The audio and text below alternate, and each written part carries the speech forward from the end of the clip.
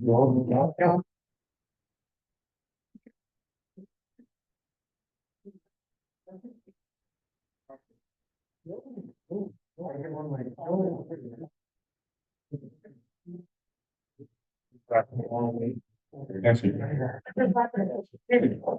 Matt, but you know that he wasn't coming? No, I didn't I'm just hear anything. assuming he's Thinking on it's the different a little right. bit. Yeah, we'll just let him be. He'll get here. Jared, Mr. Secretary, you didn't have a message from Lancaster, did you? Did you, Jared? Okay, I'm just assuming it's Matt's one. Well, you were a secretary last week. I thought maybe. Yeah.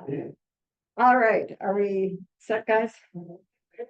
All right, the time is 6:02. Everyone rise and join to the Pledge of Allegiance. I pledge allegiance to the flag of the United States of America and to the republic for which it stands, one nation, under God, indivisible, with liberty and justice. Let the record show. Oh, he made it. We knew you were coming. All right. Abno here. What's that? Talking to the mic? All right, is that better? Is that better? Okay. All right, let the record show that the board is all in attendance. Is there any correspondence or communications from board or staff? Matt? Right here, one thing, that if staff can really figure out like a better strategy for the website.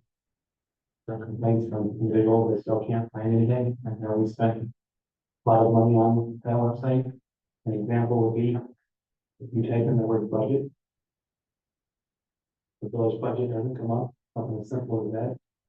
That could be. The village budget wasn't on the website, and police. Those are just the asking about. So. Some things to. I'll look at from. Any other communication? Hearing him no, none? All right, we have the minutes from the June 25th meeting. What's your pleasure?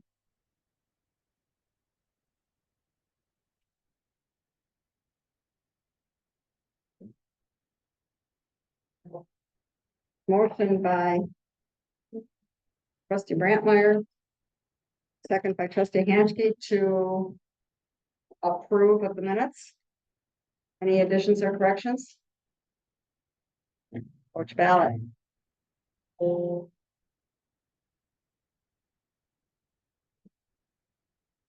Let the record show the motions carried unanimously.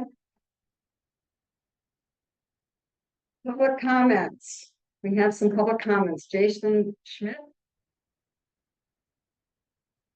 Come on up. Go ahead and sit there. We need your name and your address.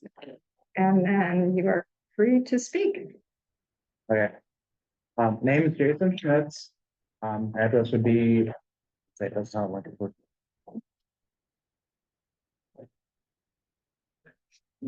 There you go. Try this again. Name is Jason Schmitz. I live over on Spring Valley Road here in Harrison. Reason I'm stopping in is just basically to let everybody know who I am. I'm one of the candidates running for state assembly for District 3, which encompasses all of Harrison, actually with the new district line, Salt, Kelton, and County, and part of Manitowoc. Basically, I do have some business cards over on the table. You feel free to grab and look at your leisure, and I'm gonna leave it at that because it's more or less just trying to let you guys know who I am. Well, welcome. Thank you. Christy, Van Hefty, did you want to speak? Sure.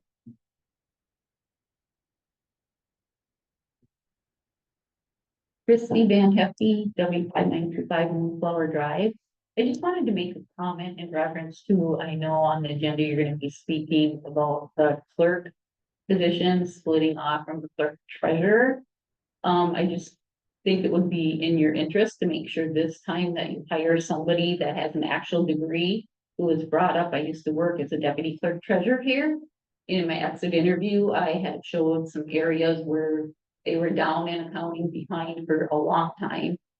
And spoke with Matt Heiser. I have a letter presented on different facts of what you should look at doing. One included having a finance person, and if not a finance person, at least an accounting person with a 4-year degree. To take liability off the village and look at the accounting situation being so far behind where they had to bring a temp person to help try and bring that accounting up.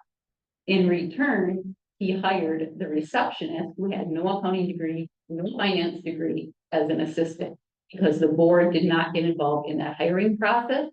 That was passed through. She should never have been. So you need to look at really hiring somebody that has a degree and that can take the liability off the village. Thank you. You'll be happy to see the job descriptions in the packet. Well taken, that has been taken into consideration. Ray Smith.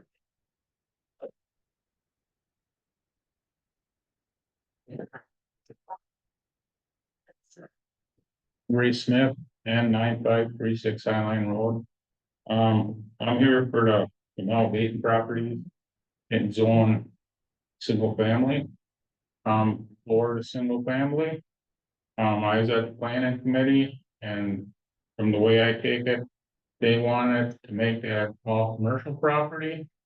Nobody ever approached any of the people living on the road and asked what we would like. Instead of me staring out my window at commercial property, I'd rather stare at single family homes. If the township would like to purchase or have commercial property, right here where Highline Road is, all the way down to Schmidt Road, that on each side of 55 is already zoned commercial property. That's a Hoppensberger field. From my understanding, he wants to do the whole thing commercial. He already got sewer and water stubbed in there. The property is for sale.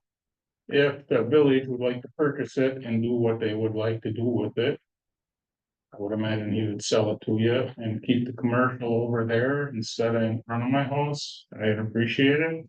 Thank you very much. Thank you, Rich. David Winkle.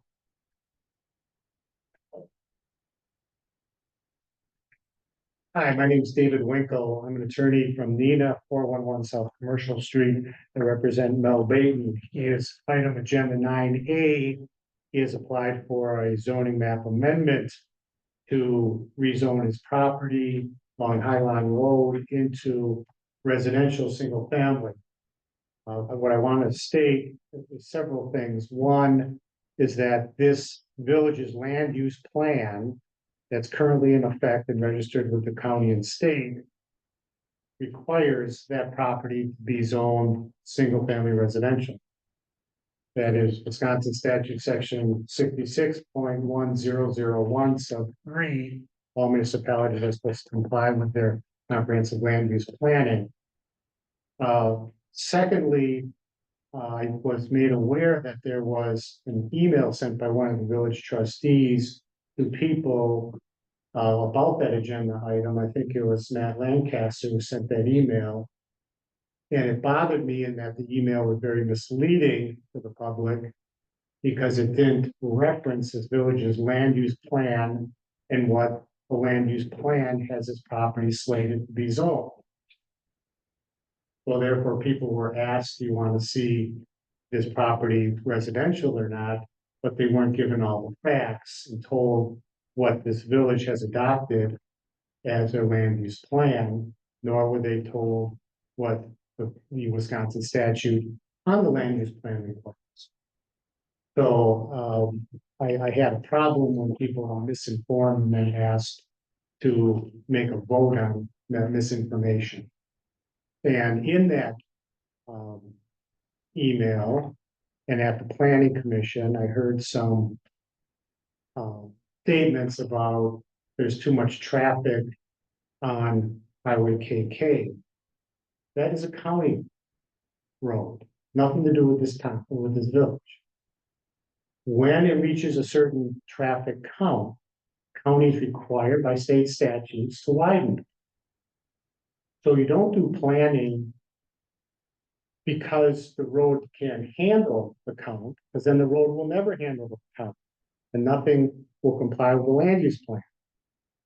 So it's the chicken and the egg, you do the planning, and then if the count of traffic becomes above the statutory requirements, county has to widen. That's how all our roads work. That's why we have Highway 41 being wide. That's why we have other county roads being wide. So again, I heard some comments of, oh, KK can't handle any more traffic. That's backwards. That's the tail wagging the dog. You do your planning, then the roads follow. So those are my comments on Mr. Baton's request to have his property rezoned in compliance with this village's comprehensive land use plan that was passed in 2017. The land use plan is a roadmap for the citizens, and the citizens are supposed to rely on that in deciding what to do with their property.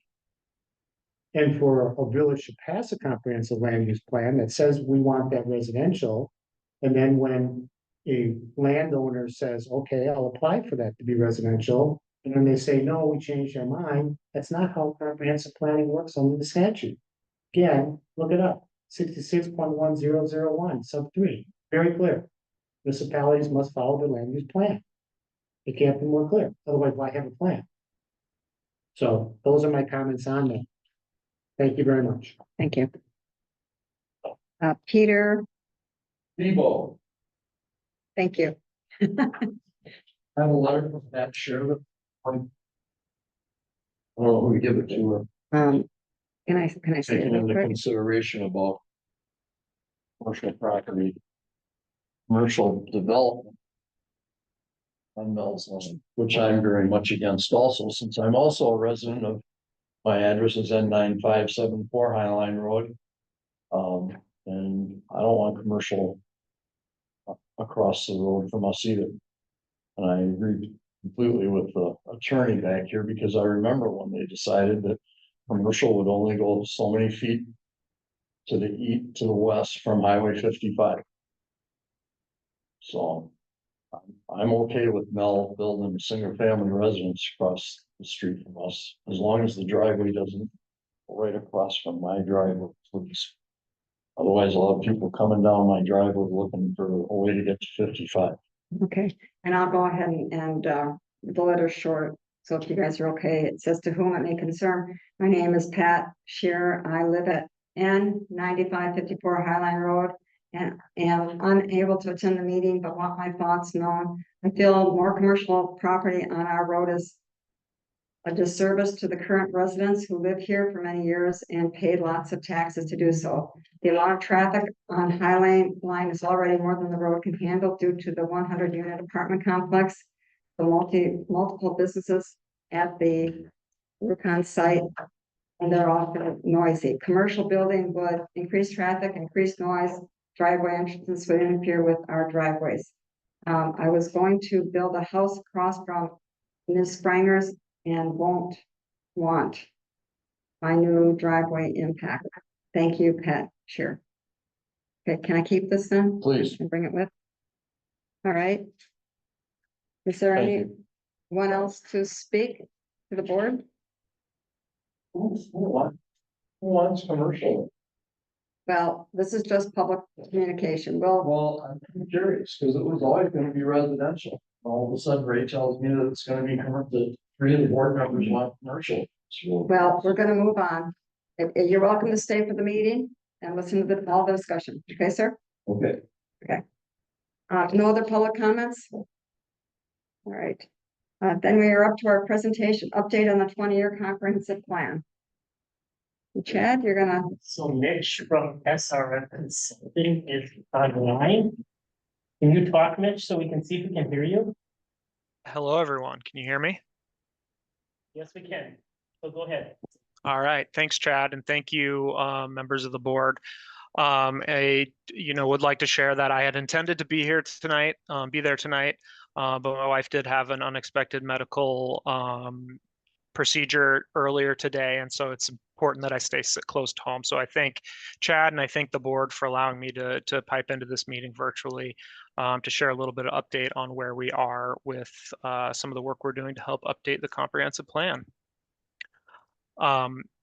You know, I think I've met most of you at the last time I was up there in May. But again, just as a reminder, my name is Mitch Browse. I am a planner with SRF Consulting Group. We have been working with the Chad and others at the village here for the last couple months, primarily focusing on some collecting background information and kind of setting the framework for some of the more public facing work we'll be doing to update the comprehensive plan. You know, at this point in time, we're kind of transitioning from some of the data collection and data analysis portions that we've been doing to more of the public facing kind of goal setting, reviewing the existing goals, and then we'll be moving into starting to look at kind of an overall land use framework for the village, and then kind of focusing in here in future meetings on, you know, some growth scenarios and identifying exactly how the village intends to grow, what makes the most sense. So I do have a few slides that I was hoping to be able to share. It looks like I am blocked from sharing them. If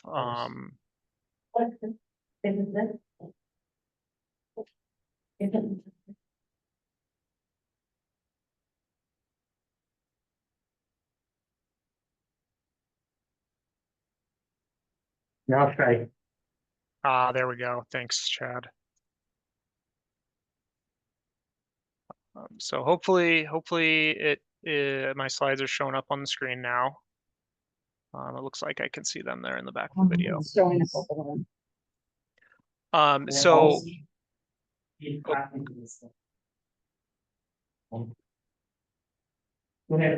okay. So like I said, what we'll kind of do is we'll do a quick review of what we've talked about previously on kind of an introduction to the comprehensive plan. Then we'll kind of take a look at some of the existing goals. And I believe I had shared a few handouts with you all, and I think Chad did print out a couple of those for you guys to have in paper. That will just kind of help guide our discussion. And then maybe more importantly, knowing that you guys do have a very full agenda this evening, you know, trying to be somewhat respectful of your time, you know, an opportunity to take some time outside of this meeting to kind of take in the information that I've shared and then provide some feedback back to the planning team. And so, you know, just as kind of a reminder, state law does require that the Village of Harrison has a comprehensive plan. As we've talked about previously, state law requires that every comprehensive plan address each of the following elements on the screen. The Village of Harrison's existing comprehensive plan does follow this same structure. And so it's fairly common to do that. It's a really solid structure for different chapters for a comprehensive plan. It kind of covers the range of topics that we typically want to include within comprehensive plans. You can expand beyond these topics if that makes sense. But for the most part, communities kind of stick to this framework. I think as I've previously shared, the work that we'll be doing is focusing primarily on updating the land use chapter, knowing that there has been a significant amount of change in the community since the last comprehensive plan was adopted in 2017. But we will be providing recommendations on updates to all of the other chapters as well. That will help kind of support any of the changes that are made to land use to address some of those, you know, make sure the plan more accurately addresses some of the drastic changes we've seen in the village over the last 7 years, and then make sure it really addresses what we need over the next, you know, 10 to 20 years in the planning horizon. And so the current goal structure for the plan does include one goal per each of these chapters. And, you know, again, they're kind of shown in the handout that I provided earlier, and we'll kind of scroll through them quickly, but I won't read them all to you or go through them all, but we will kind of take a look at each of those here shortly. You know, I think it's important that as we get going into a comprehensive planning process, we, you know, focus on identifying what are the overall goals, what are we trying to accomplish through this plan. The way that we at SRF typically define goals are, or defined goals as, or what is our intended future outcomes? What do we want to where do we want to get to as a result of implementing this comprehensive plan? And so kind of keep that in mind as we're moving forward. We'll have the opportunity to identify more specific, narrow actions that the village should take over this 10 to 20 year time frame. But again, when we think about goals, we're trying to think about outcomes. Where do we want to be in 20 years at the end of this planning horizon? And so again, I'm not going to go through all these goals. They're in your current plan. They're also in the handout I provided, where there's opportunities to provide some comments.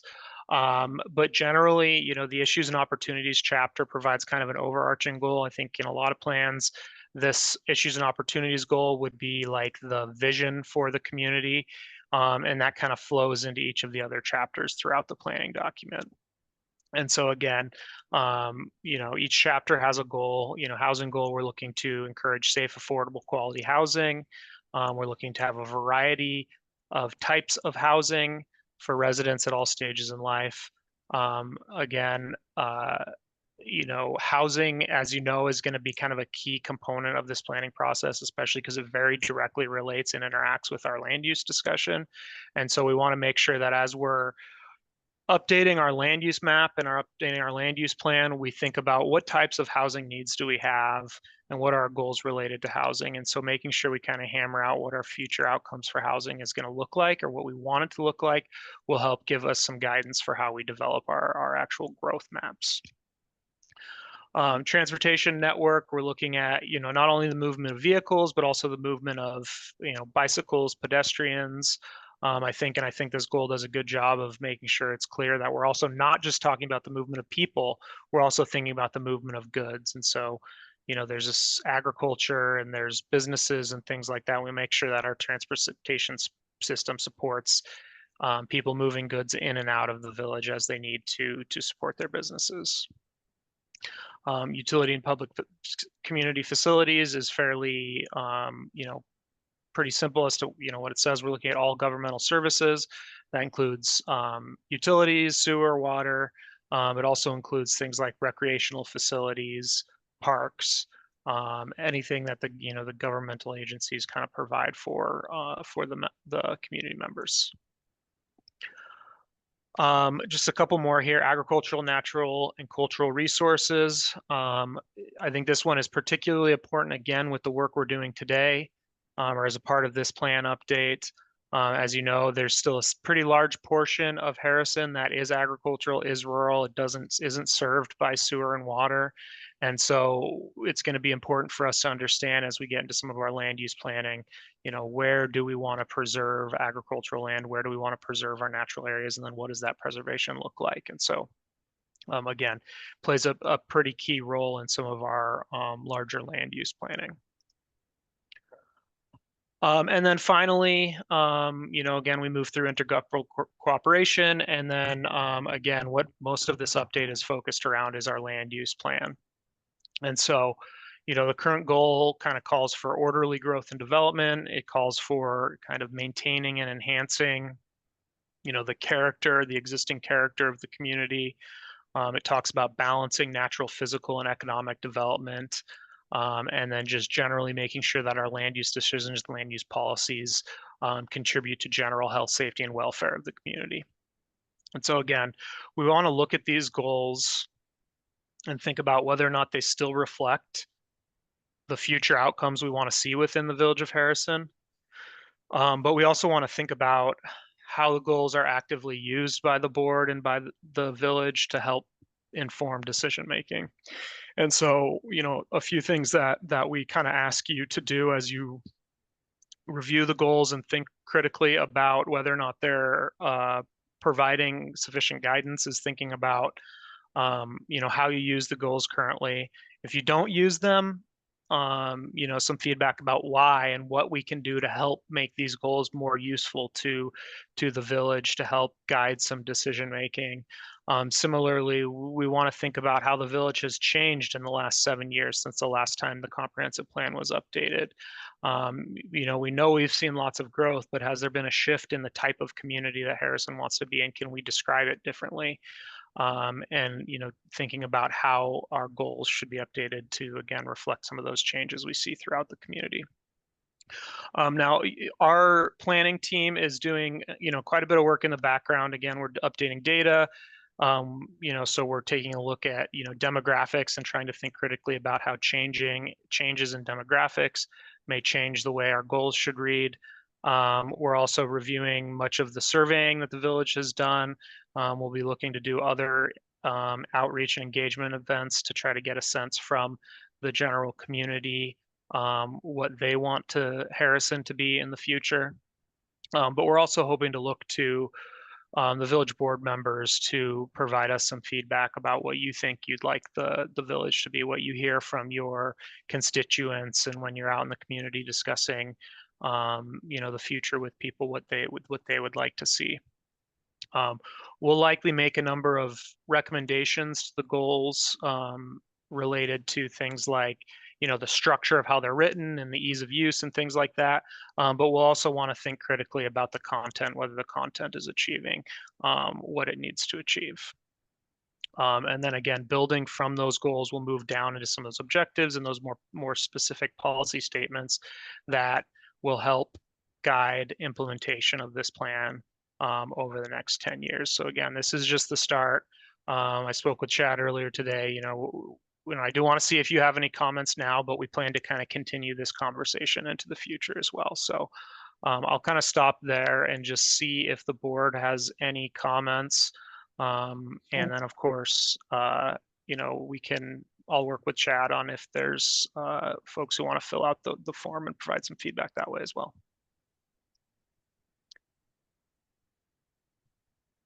Any comments, or do you, Matt? Yeah. The one thing I think of this would get worked on is the housing question really needs to be strongly evaluated. Mhm. There was a survey that was done last fall that a very large number of village residents participated in. And there were some pretty strong opinions in there on what the residents living here want to see. And it's very important as we look at this plan that we are listening to the individuals who live here, paying our property taxes. I realize their demands, people that would like to come live out here.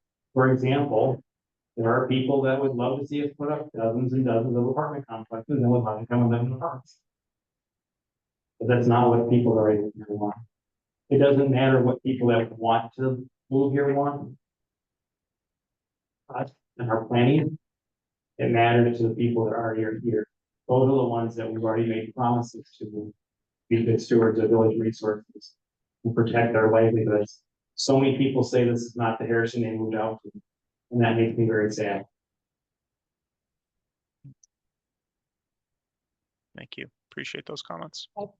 Julie? I tried to press. Yeah, it's not working. I agree with Matt on listening to, our constituents and the residents in our area.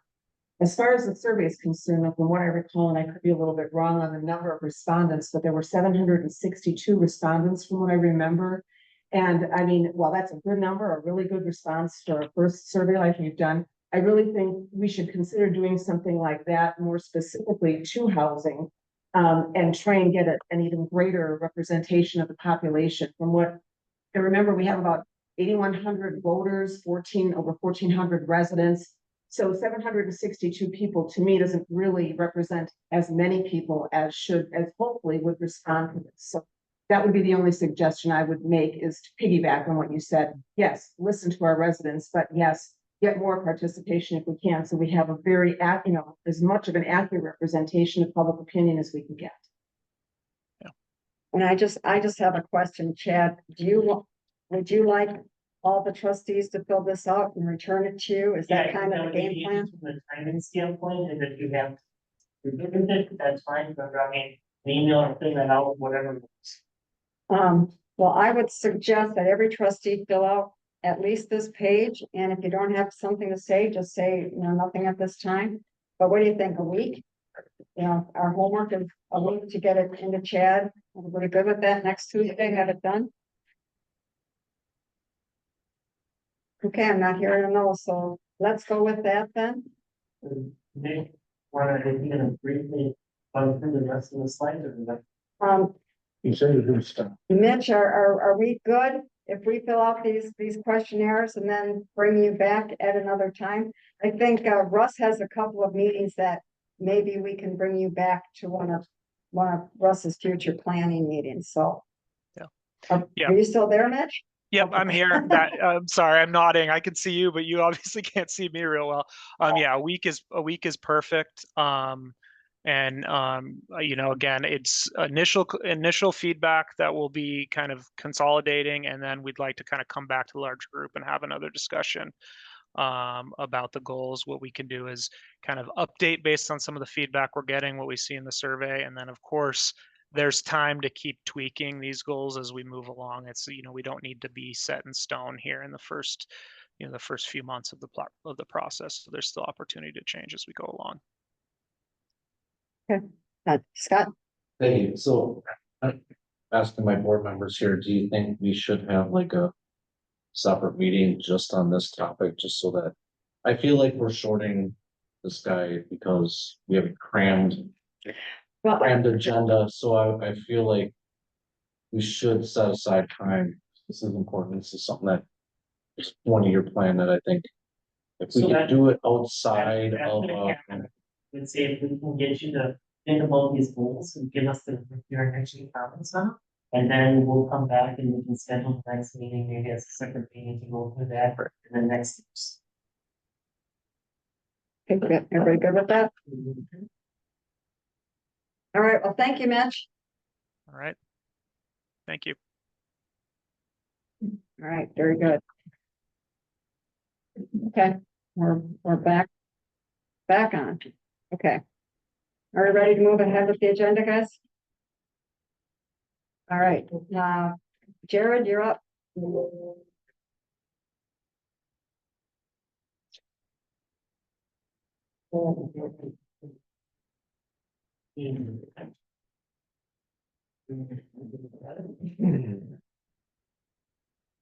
Thank you, Madam President. A couple of things I'll touch on here. The first thing is, last week we did have a structure fire on Road M in the town of Woodville. Luckily, we had enough people around and the incident was relatively close to Fire Station 60. The garage area was fully involved. If you'd like to see a picture of that, if you just go to the Harrison Fire Rescue Facebook page, you'll see a picture of what it looked like prior to us even coming there. With the quick response, it was a phenomenal stop from the firefighters that were there. The firefighter was contained to the garage area and it was stopped where the wall would enter the house. So it did not, the fire, the smoke and everything obviously does, but the fire was stopped at the house. So it was a very good save and a very, very lucky save. You know, and part of the contributing factor to that is the type of construction. You know, things were built a little bit differently. It was a farmhouse. Things were built a little bit differently back in the day, so it takes a little bit longer for the fire to really get going. So I just want to give a shout out to the men and women that work. Secondly, in the report in front of you, where the incidents are, I have a different format. I made contact with our software company and made a request to basically clean it up. We had the raw data last time, but the raw data was based on apparatus response. So in the previous report, the computer system would put in every single piece of apparatus that went to the call, and there were a bunch of zeros there, which we didn't need. So now the incidents that you see in front of you are based on incident times versus the apparatus times. At the very end, when you look at the response time, that is looking a little bit different now. The way the software platform gives us our times is based in seconds.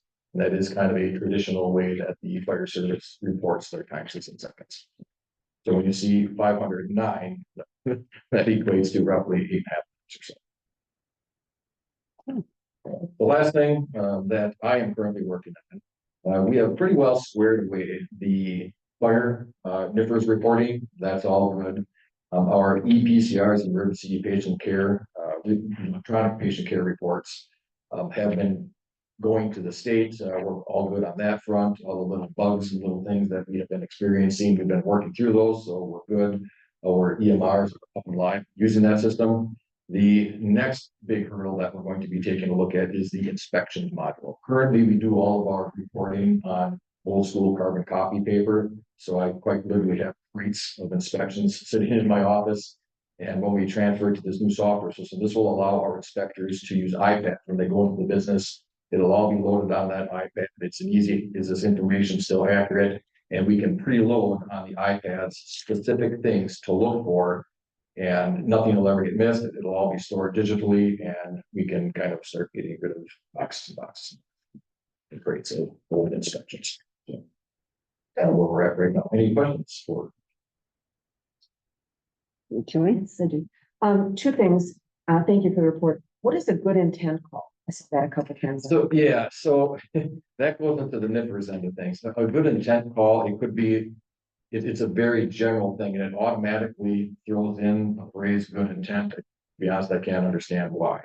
When I put in my reports, it's a little bit more specific. For example, a fire alarm. What's happening, our carbon monoxide. So it's not necessarily a fire or emergency. How do I phrase this?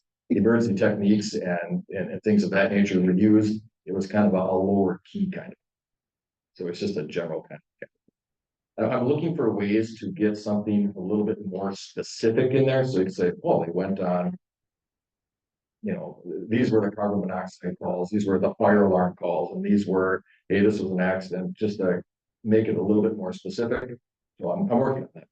Thanks. And then one other thing, I had my grandkids at the village celebration last week, whatever it was last week. And I just want to give a shout out to Craig Mashevsky. I hope we pronounced that right. He gave a wonderful tour, left the kids in the truck. It was just really awesome. He took his time with them. He answered a lot of questions. And that may be standard operating procedure for all of your firefighter volunteers, but he was awesome. One wants to be a firefighter.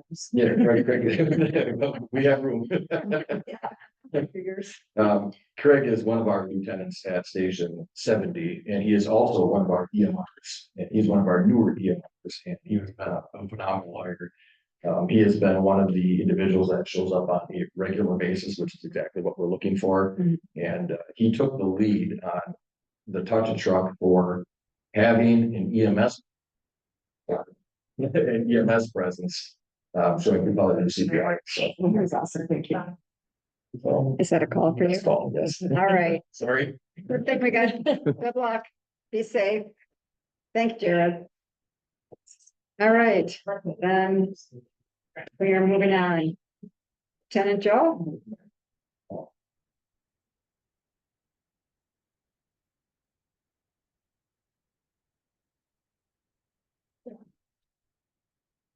Well, Thank you. Madam President, members of the board.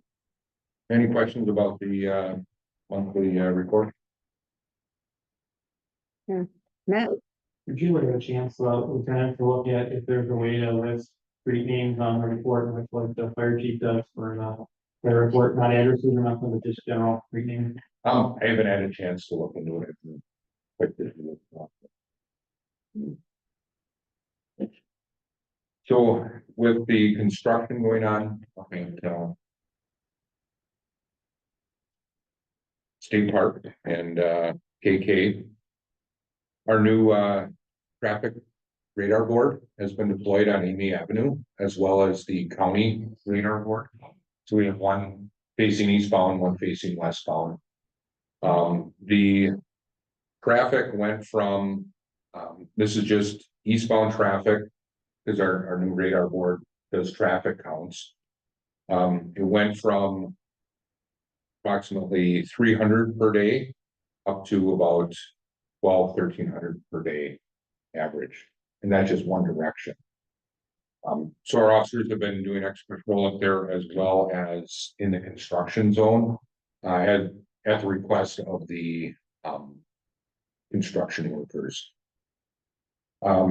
Since the 18th of July, when the construction started, on just doing a quick search, our officers have made 85 traffic stops. That's county officers and Harrison officers have made approximately 85 traffic stops in that area for, a variety of violations, but most of them, driving through the, construction barricades.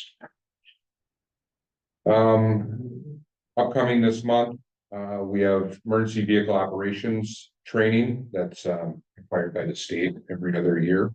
And then at the end of the month, we're teaming up with Appleton Fire and Appleton Police are organizing training for agencies throughout northeast Wisconsin, basically the Fox Valley, for active shooter training at Thrivent and participating in that. Okay, any questions? I have one. Yes. Are you guys participating in that St. Joe's food drive or no? Or do No, you not know about? Okay. no, I don't know anything about it.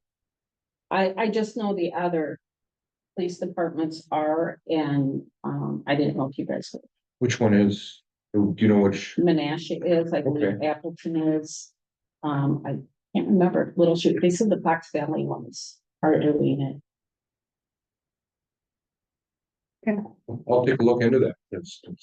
I was just It's always a good curious. cause. Okay, Yeah, it is. Okay, thanks. Thank you. thank you. Do we need to do something with the buttons here, Vicky? There we go. All right. Thank you, Joe.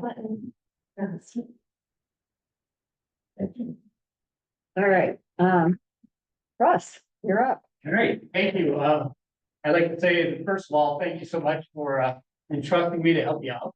And it's been quite an active month. Most of the stuff I've been working on that's in my report is on the agenda tonight and in other items. I'm in the office Monday through Wednesday, helping out with staff and helping Chad out. Been spending a lot of time on budget, reviewing the audit. And those are also on the agenda, but there's two items that caught my attention on the audit that I think I need you to make aware of. And I need to do a little bit further work. There's two, while the village is in really good position, there's two items that kind of popped out. First of all, your debt service fund is in a negative position. That's kind of unusual and not customary.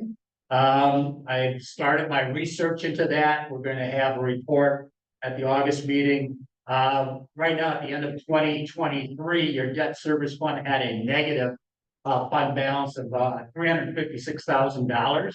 That should be zero or positive. So we need to get that corrected. And I found a couple of things that we can do to correct that. But it's still preliminary. So I'll wait until August to report on that.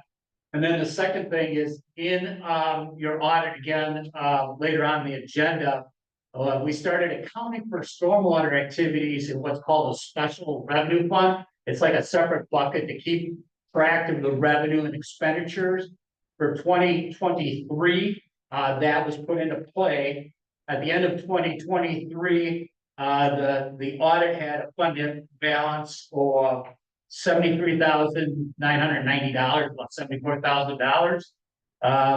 When I looked at the budget that the previous manager put together for 2024, he had a starting balance of $668,000. So there's a little bit of difference there.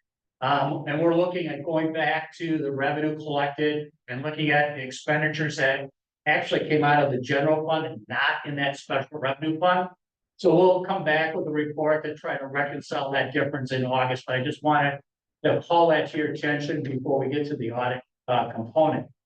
And then again, the rest of the things are on the agenda, and then you do have the budget comparison of where we're at in 2024 to the budget. So I don't know if there's any specific questions that I could answer. Any, Matt? I do have one, and that is on the first page for general property taxes. Is that just because the county is still collecting property taxes? Correct. It's really a timing issue. The local community collects the first installment, and that would be through January. And then the second installment's due at the county, and we do have to do that settlement process that occurs in August. So that'll get corrected in August. Any other questions or comments? All right, thank you, Russ. Finance zoning, Chad. Thank you, Madam Chair. So in the packet is a list of all of the projects that are ongoing. You've seen this list before, so you can take a look at that. I'm not gonna go through it all with you, but just a few highlights. So we continue to issue a number of new home permits, on average 6 to 10 new home permits per month. We're working on some commercial development needs, and we'll talk about one in closed section and some other projects forthcoming. I mentioned last week, we ported over all 17 cell phone lines from T-Mobile to Verizon, so that project is now complete. Last week, we cleaned out the storage vault, and we will be working with the Historical Society on old records and figuring out what needs to be saved, and then arranging for a shredding truck to come in and pretty much get rid of 150 boxes of old records that were in there for a lot of years. So that was a project that needed to be done for a while. McMahon is nearing completion of the documents for Crossroads Business Court. We're hoping to close on that purchase of a company early next week. And then we just finished mid-year performance evaluations with DPW. Now, Vicky, does Matt have to undo his button so we can redo that? Okay, all right. I wasn't sure of the procedures. Any questions or comments? Oh, all right, trustee Hansky. So you have here about removing outdated files. What kind of files are we talking? Is it all of them or just, I mean, what? There's a records retention policy that we have to follow for state statute. And that tells us some of them are permanent, some of them are 7-year time frame, 10, 15 years. So we went through all of the boxes that were in there and verified if they met the requirement that they can be disposed of, or if they need to be retained for the retention. Like what would be an example that you'd have to? Payroll records, tax rolls, bill payments, a lot of accounting stuff. So a lot of the accounting records that we have to retain it, and then after 7 years, we can destroy it. There was stuff that went back to 13 and beyond, so about, so we went through all of it. There's a number of boxes that will probably have to be shared with the Historical Society under state statute. They have the first look at it to see if there weren't any historic documents, and then they grant waivers on the other stuff that you can get rid of. So we're working through that process. Any other questions, comments? Okay. Thank you, Chad. Well, yeah, My only comment as far as if you're looking at documents is, even if you could destroy them, if there's things around the incorporation. that Yeah, would we're be not getting able- those are from. okay. Parks and trails. Yeah, So just a quick thing, so at the Darby Community, we're looking to go out to bid real soon on the lighting design for the around the retention pond. Working with Me Energies and McMahon on the additional service to vessel lights in that project. And then later on in the agenda, we're gonna talk about removing dead ash trees from the perimeter of the forest and moving forward with that as the first phase of kind of dealing with the emerald ash borer. Farmers Field, all the electrical is installed in your packet. You'll be reviewing the bids for paving the parking lot and the roadway.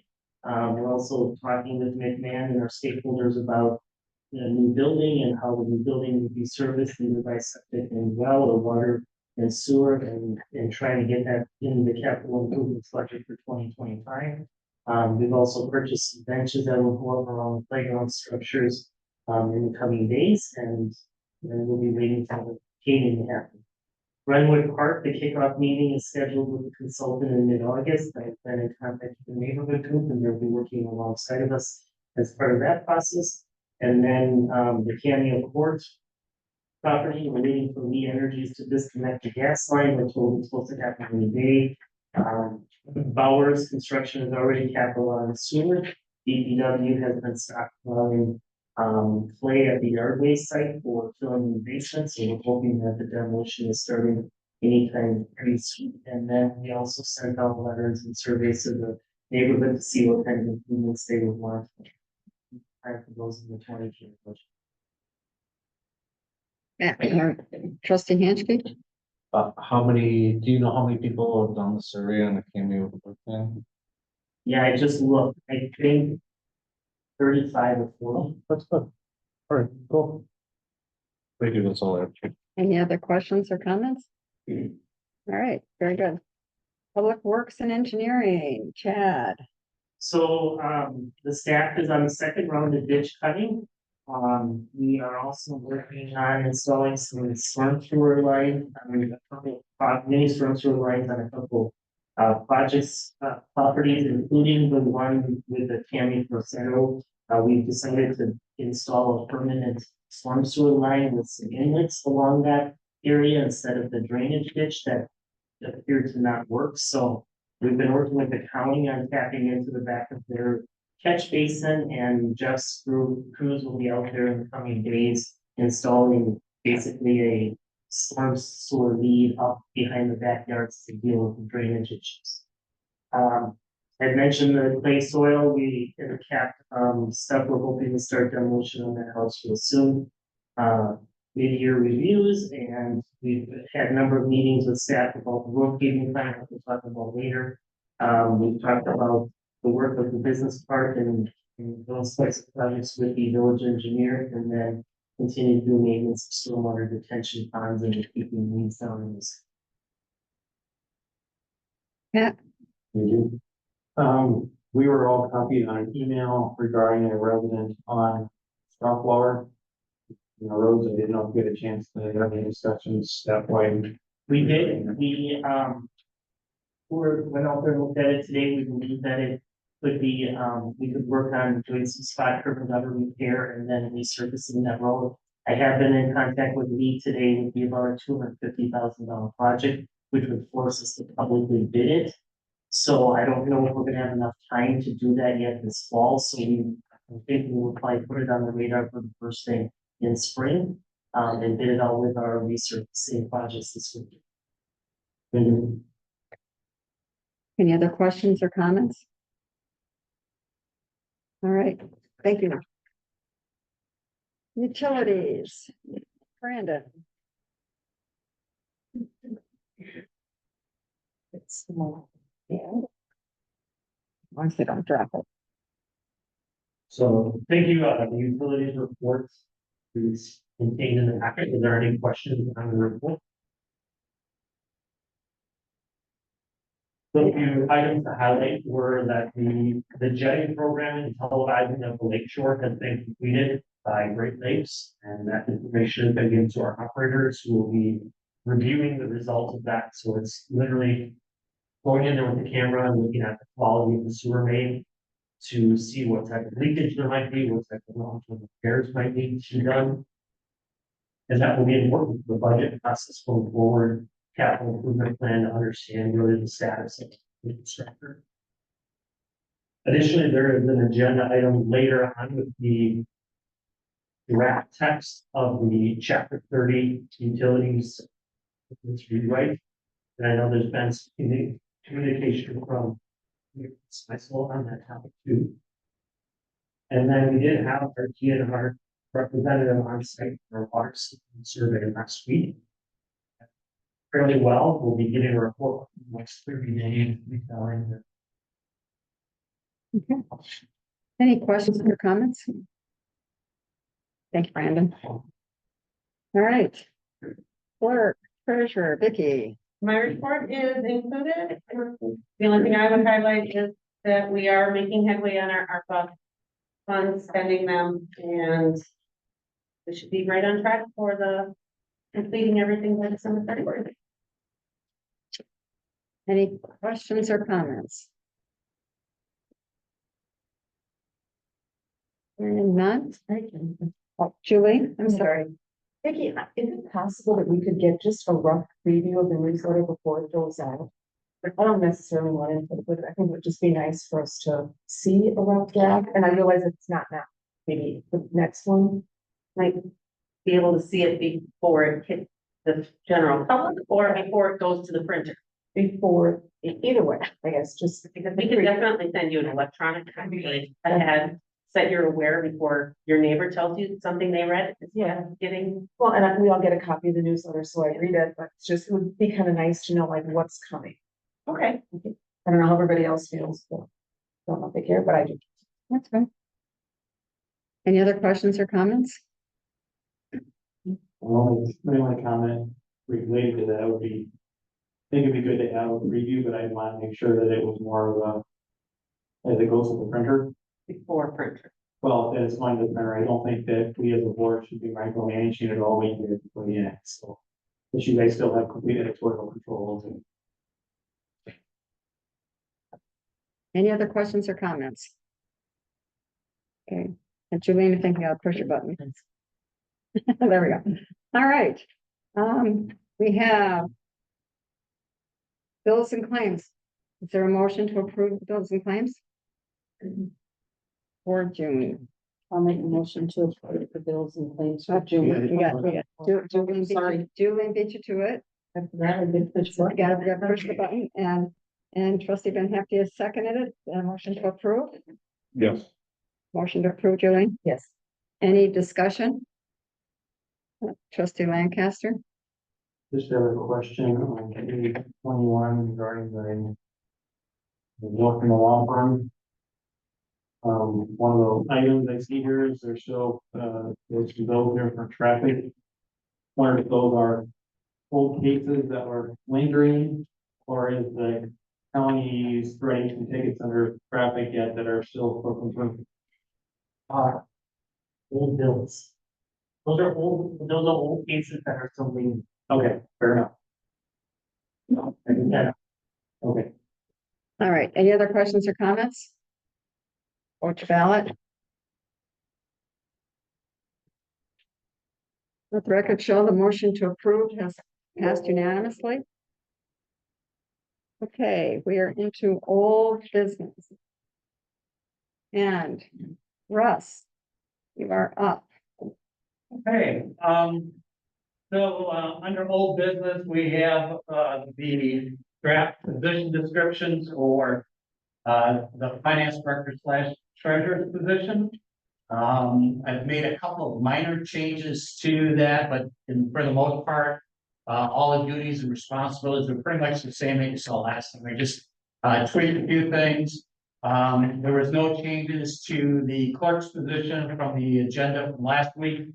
As part of the position descriptions, we have a pay grade plan that's included in your packet. And it's my recommendation that the finance director slash treasurer be placed in a pay grade N as a Nancy. And that the clerk's position be placed in a pay grade I. So that while it's not a direct change in the compensation to the current clerk treasurer, the pay grade assignments will be different. The pay will remain the same, kind of like a red circle or red line version as far as the existing salary. So that stays the same. I've also spent some time creating a flyer or a recruitment brochure for the finance director's position that's included in your packet. As I'm envisioning this process to move forward, of course, it's up to the village board.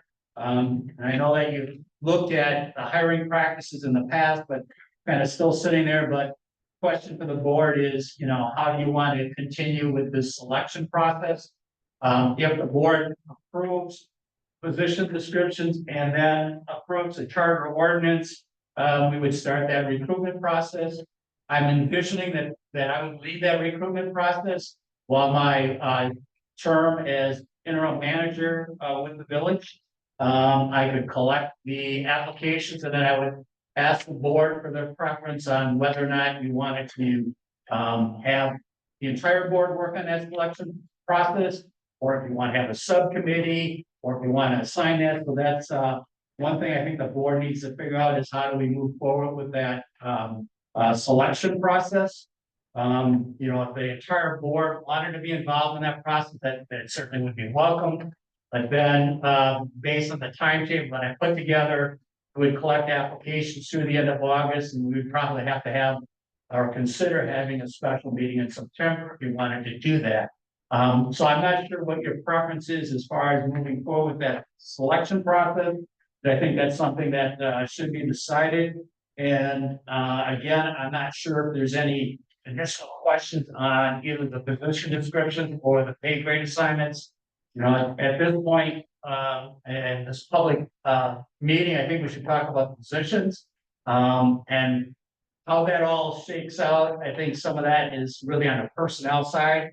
If there's a lot of questions on, you know, what's gonna happen to this position or that position, we might want to go into closed session and obviously talk about that, but I'd like to get approval going forward with the new position descriptions and start that recruitment process for the finance director treasurer as soon as nobody's come forward moving forward. Trustee Lancaster. Thank you. So definitely comfortable moving forward here with this. I have one concern.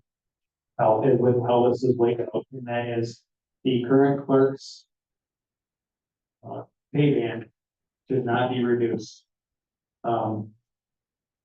If the current clerk would ever choose to take a position elsewhere, retire, things like that, hopefully the current clerk's here for duration of their career. But anyway, it would be at that point in time that the village, I think, would make an adjustment like that. It should not be a current employee's to their detriment that the village has grown as large as it has, and that there are greater demands that now require filling these positions. And I'm gonna give an example to also kind of match that point. We used to just only have a village manager because the village had grown and there was more different responsibilities to share, get an assistant village manager.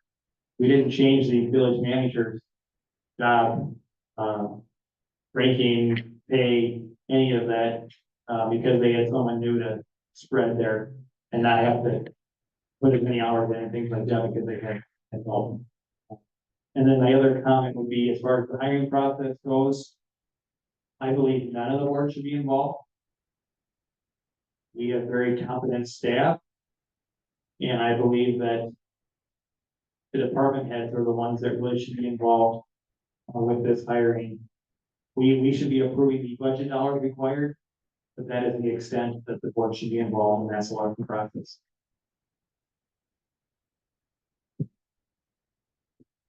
Trustee Van Hucken. Yes, I would second what Matt Lancaster just said. In respect to the clerk, she was hired as a clerk, not a clerk treasurer. She was hired as a clerk. It was publicly posted that way. And we have grown by hundreds of millions of dollars here since she has been on board. I've noticed her working every weekend here. And she's a salary person.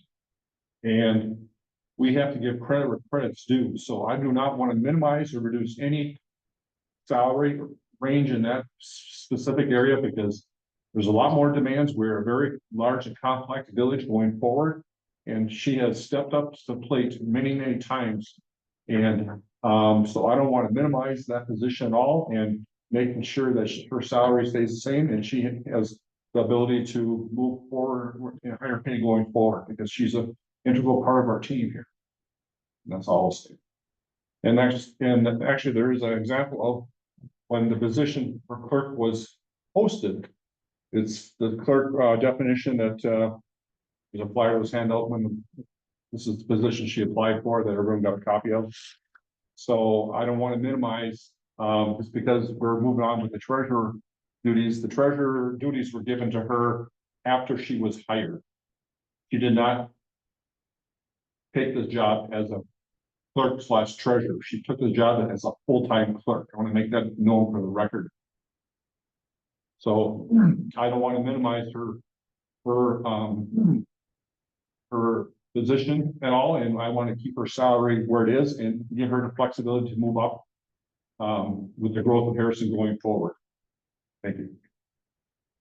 Okay, I'm not going to talk about the salary at this point. I want to talk about the process of interviewing finance director. Point of order. The next person to speak, and Madam President, if you want to speak, you first, but. I did. I did. All right, well. I did. I'm trying to follow the rules here, Trustee Lancaster. Right, well, Okay, so I'm not talking about salary for Vicky at this point. I'm talking about process. I think it's very important for at least some board members, if not the entire board, to participate in hiring the finance director. That is a huge position, guys. And we can do a select committee. You guys can put your name in the hat, whatever you want to do. But I think the board needs to approve that hiring. It's not enough to just hire, determine salary or budget. I think it's important to find someone who fits in the mix, who has the qualifications we're looking for. And I think it's shirking our responsibilities to not participate in that hiring process. And I have a question on process here, because you meshed in, Russ, a bunch of different things tonight. We've got the wage scale, we've got the job descriptions. Somehow I would like to filter that out. So because tonight, are you just looking for the job descriptions, period? Yeah, part of the job description is to identify where the position should fit in the pay grade structure of the organization. And, without trying to minimize the value of any existing employees or anything else, when you look at it from just a position standpoint, it's identified in your pay grade structure as a clerk/treasurer. And I know there's some history with that person getting hired and what was advertised in the past. I was just looking at some of the comparables and where these positions should be placed in the pay grade structure. Certainly the board can leave that clerk treasurer in that current pay grade structure of J. But if you're looking at separated into two positions and you look at the comparables, I think pay grade I still works, but again, that's my recommendation to the board for your consideration. But part of the job descriptions, when you create them, or whether you amend them, should be where do they fit in the overall organizational structure, and that's what I attempted to do in providing a recommendation. Okay, I still just want to clarify that you're looking for approval for the finance director job description, approval for the clerk job description, Right. approval for the treasurer job description. The treasurer and finance director is Okay, fine. finance director and treasurers, and then a separate motion then on the wage scale. But if I can, Well, we have in our packet the motion right here, so. The way I would envision that we would do this is. The recommended action, we make the motion and the second, and then from there can be amendments to that motion. If someone wants to make an amendment to the pay grade, they can do so. Once the motion and second's made, and then vote on that amendment. And then we go back to the amended motion and the original one on the table, which is right here, which is motion to approve the position description for the finance director and assign the position to pay grade N and approve the assignment of the clerk position to pay grade I. So let's follow procedure. That's the motion that's on the table, and then from there we can amend it. okay, and then I have Christie. You gotta put your hand down, Christie. Okay, I've got, trustee Van Hefty, are you looking to speak? For Yeah, just on the finance director position, I mean. I'm fairly comfortable with having Russ look at, he has extensive experience. He was the finance director at several cities in this presentation and his history over the last 20 to 30 years. So he is a champion as far as I'm concerned, and he's done the finance director at Oshkosh, Little Chute, and other communities. And I think he's an excellent point man for this position, and he has expertise that he can bring to the table here that he's already demonstrated here in the last couple of weeks. That I believe we all staff when I'm hired the new finance director based upon his extensive experience over many years. That's my position on it. Okay, trustee Baldwin. You're up Yes, next. thank you. I just want to make sure I understand what you meant by redlining. I thought redlining was salary stays the same for the clerk. Yeah, position? if you look at the, pay grade plan Mhm, that you adopted earlier this year for 2024. mhm. You know, you typically would hire somebody at the beginning minimum up to the midpoint. Yes, And then after the midpoint, they would have different steps to go past the midpoint. right, So, my vision would be not to change any existing salaries for people in their current position. yes, So even if that position was assigned to a lower pay grade, they would still keep their current position. Right. right. And then just to clarify, because I just want to make sure you understand this, the incumbent, you are planning on just sliding over into that position. And so is that the situation? I'm not ready. Okay, all right. I wasn't sure if this was going to involve interviewing other candidates for the position or, so I'm not trying to step on toes. That's fine. No, I think that's a good question and, you know, I envisioned that the village would advertise for a finance director and treasurer. I would envision that potentially there'd be one or more internal candidates that would have an interest. But I would also envision that there'd be interest from parties outside of the current organization that might have an interest. And I think the duty to the community is to find the best person to lead you in the finance director treasurer role. And, you know, if the incumbent wanted to be part of that process, that would be welcome. If that the best person to fit that position happened to come from outside the organization, we still have somebody on staff that has the training and the capabilities of being the clerk position. So I think we're going down a path where there's some intertwining of existing personnel versus creating positions, and that's why if we're starting to talk about people, I think we should consider having a separate closed session to talk about people.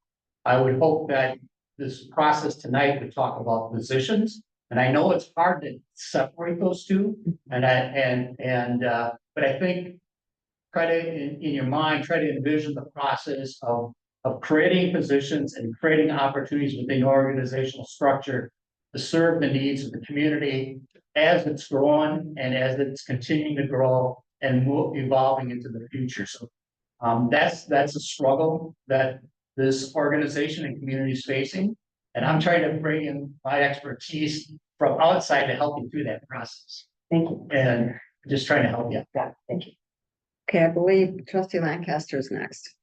Thank you. So just gonna reiterate that, as far as the finance director / treasurer recruitment, that again, I don't believe any of the board could be involved with that.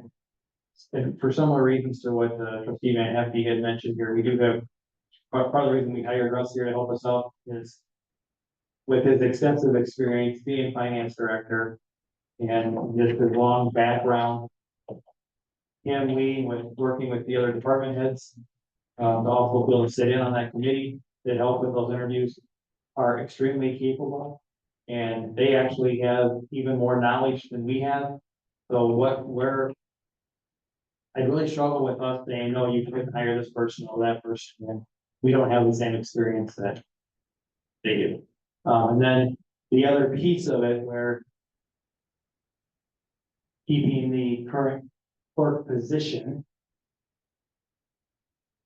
at the higher J, or sorry, I. Yeah, the higher, at I versus sliding down, where it does make a difference, where it does actually penalize the clerk later on in their career, even if you don't reduce their salary in the near term and just let them slide into a higher step, is now they're at a higher step quicker and their salary becomes capped much quicker. And when you look at the salary cap difference between the two levels, you're talking over $6,000 a year. So yes, that is a very significant difference that could dissuade someone from wanting to have a long-term career here within Harrison. And of course, those end up having actually to go higher than. So, just gonna reiterate that should stay as kind of position, whenever become vacant, then that can be talked about. Trustee Hanschke, you're next. Yeah, so I got a couple things, just from a procedural standpoint, because the motion is to move the position description for the finance director and assign the position to the pay grade then, and the approve assignment for the clerk's position to grade I. I would also think we would need someone to put forth an amendment on the procedure for the selection process, because it's not even on the agenda to make that motion. So by rule, I think you'd have to amend this motion to include the selection process, because it isn't even on the recommended motion that we're right now, that we have a motion in the second for, so that's number one. Or does that have to wait for a regular posted meeting I think you have to put that on the agenda. on a future agenda? Future You agenda. have to make a motion to have that put on the agenda next meeting. We couldn't add the selection process to the current motion It's not as an posted. amendment. It's not. Don't think that it's. not posted. That's not, it's not It's posted. just clarification. And then, you know, that's taken care of. I'm gonna kind of, You want to push your button for a motion? You want to make a we motion? already made a motion, sorry, press. we already have motion second. Ah, okay. So I'm gonna actually, I'm gonna disagree here with, trustee Lancaster here, because I think reason why we paid money for consultants on a pay grade, so that the pay grade is structured. And she's gonna be, if you look at the step level, she's at I, but she's gonna be at the 100, if pay is comparable. She's gonna be at 108%, right?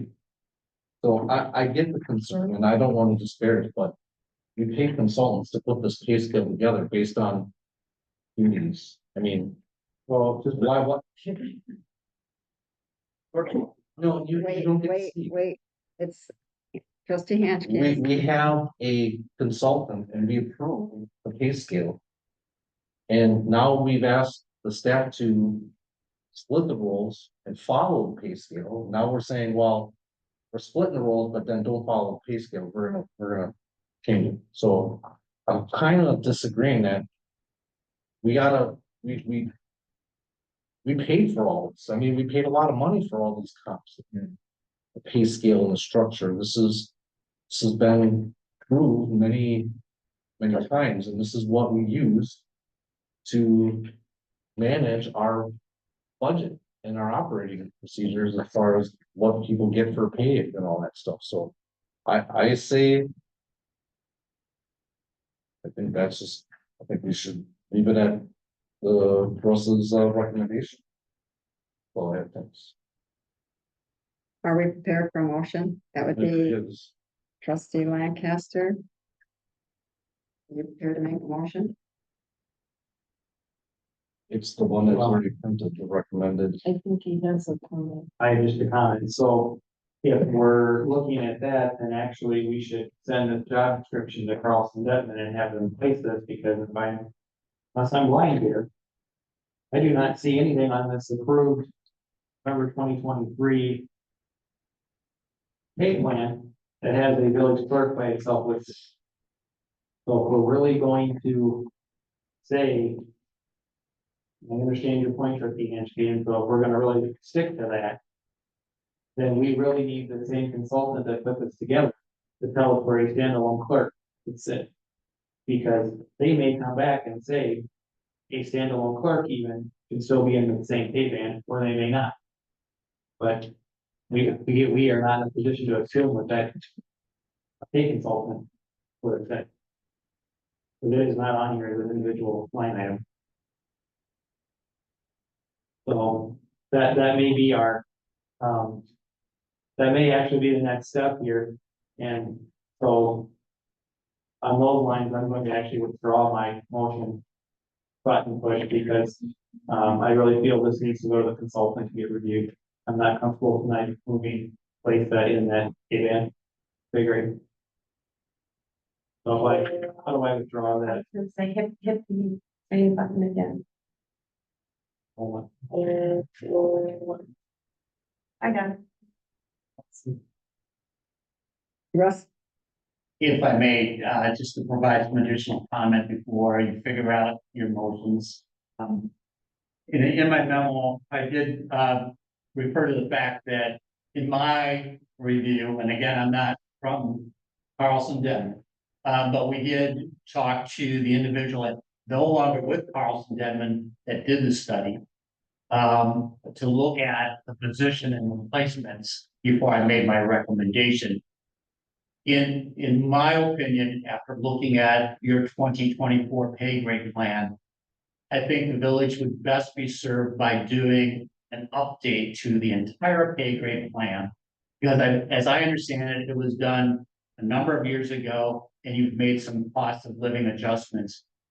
My initial reaction is it might be a little outdated, and I've gotten some pricing and will include some potential pricing for your 2025 budget to do an entire review. So be that as it may, I stand with my recommendation, but if the board feels strongly about keeping the village clerk treasurer in the current pay and just removing the treasurer and becoming a village clerk and keeping that in the pay grade, I don't think it's gonna affect a lot of things, because in the future, we'll be looking at doing an update. So you can make your motion as you desire.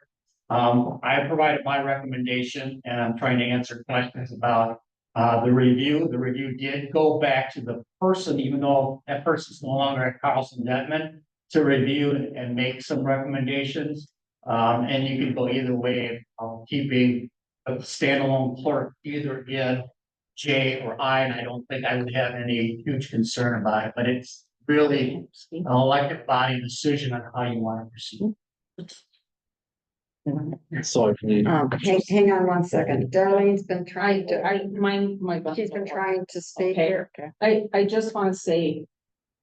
In Scott's defense, that if you give somebody a way larger pay scale. And somebody comes in to take their place, you know that's public, right? They're gonna have heartburn. They're gonna have bad heartburn. If you try to pay them a lot less. So it's just something to think about.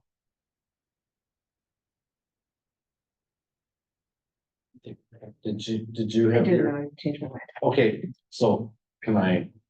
I You wanna had discuss? another kick at the can. Okay, your button's not working either? Okay, Well, it was, but. okay. Yeah. Yeah, something happens. Buttons are, It's in queue.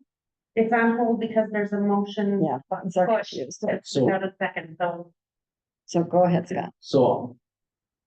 Again, I mean, I look at Ross, who's been very articulate and very forthright in his thought process here. I mean. We hired him to be the interim manager. We've asked him to lead this. This was. He didn't do this willy-nilly. He actually said he consulted and put a lot of thought into it. I think. Reason why I think we should stick to what was presented to us, and it's not to say that. He just said that there's probably an opportunity now to, especially with inflation and with labor costs going up, we're gonna have to do a review. Otherwise, we're gonna have people leaving. So, I mean, I think that's in order, so that's a good comment. I appreciate that. So I would say I believe we asked for this in a time frame in which we could have a finance director in place by budget time. Now some are saying, oh, no, we want to go back to Carlson Denman, and then, oh, no, God knows how long that took for a lot of us who were on the board for that study to come out, and so we're kind of contradicting ourselves here in the time of the essence. Marching orders that we gave the staff to put this together and get moving on this. So I would recommend that we move forward with what's presented. Thank you. Jillian, did you? Yes, I changed my mind. Okay, so I do agree with what trustee Hanschke is saying. I think if we take this back to Carlson Devon, we're just taking more valuable time that we don't need to take. I trust you implicitly with your experience and what you've done. Sounds like you've covered the basis by going back to Carlson Devon. And I've just always, in my past life, we pay for the position, not the person. So I agree that we need to move forward on this. And my other comment is, I honestly don't think we do need to be part of the interview process because I trust the staff and you guys, you're the expert, not me. Is someone prepared to make a motion? He had, was requested, so. Actually, no, I don't. Scott, would you like to make a motion?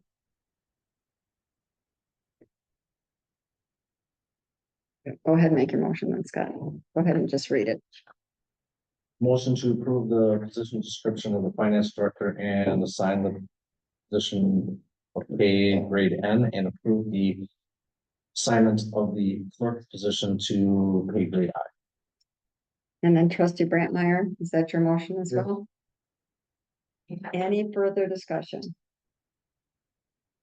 Then vote your ballot.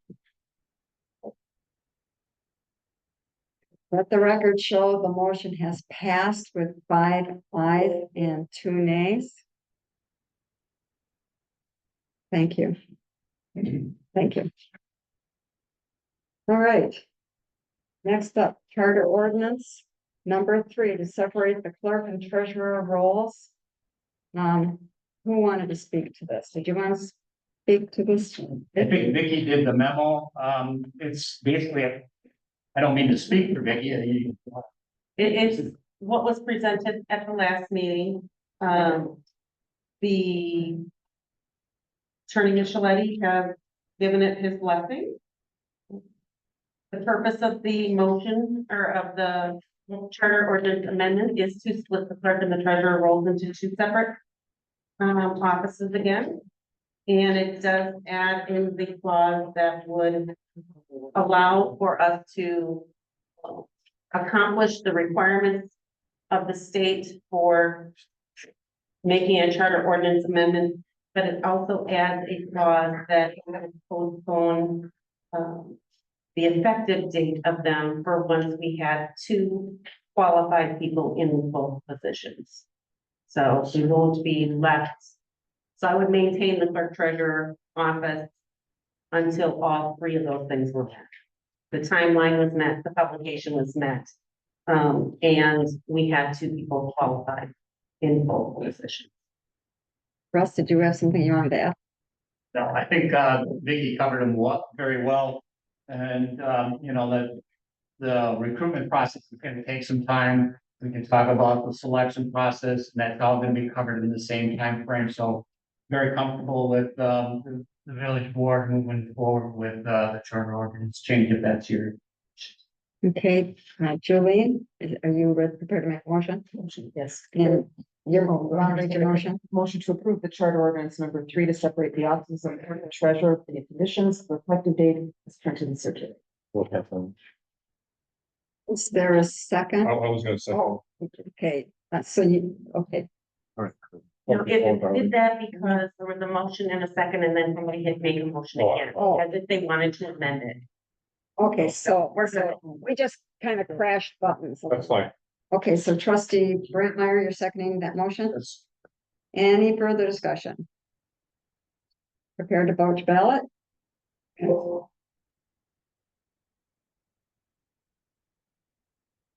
Mike, you have to push your button. Let the record show the motion is carried unanimously. So Prepare for publication. we have completed the split. Okay. Authority of the village president, I guess this is Vicky again. It's not me, I or just got to Andy? be the one that entered it in. Andy, do you want to speak to this, Andy? I don't know how much, if there's any questions about it. There were questions that were specific questions that were presented to me at the last meeting. I took them back, I reviewed Wisconsin statutes, 61, 19, chapters. We looked at the Village of Harrison Charter, the Village of Harrison Rules and Procedures for board meetings, and got some direction from information from the Wisconsin native municipalities. There's very, say, limited number of duties that are expressly given to the village president. Beyond that, there's giving less than, say, less authority than mayor. Most of the duties are administrative in nature. But the only way really to say for sure specific things are within the purview of the president's authority is honestly the type of lawsuit. You don't recommend that. It's very expensive, very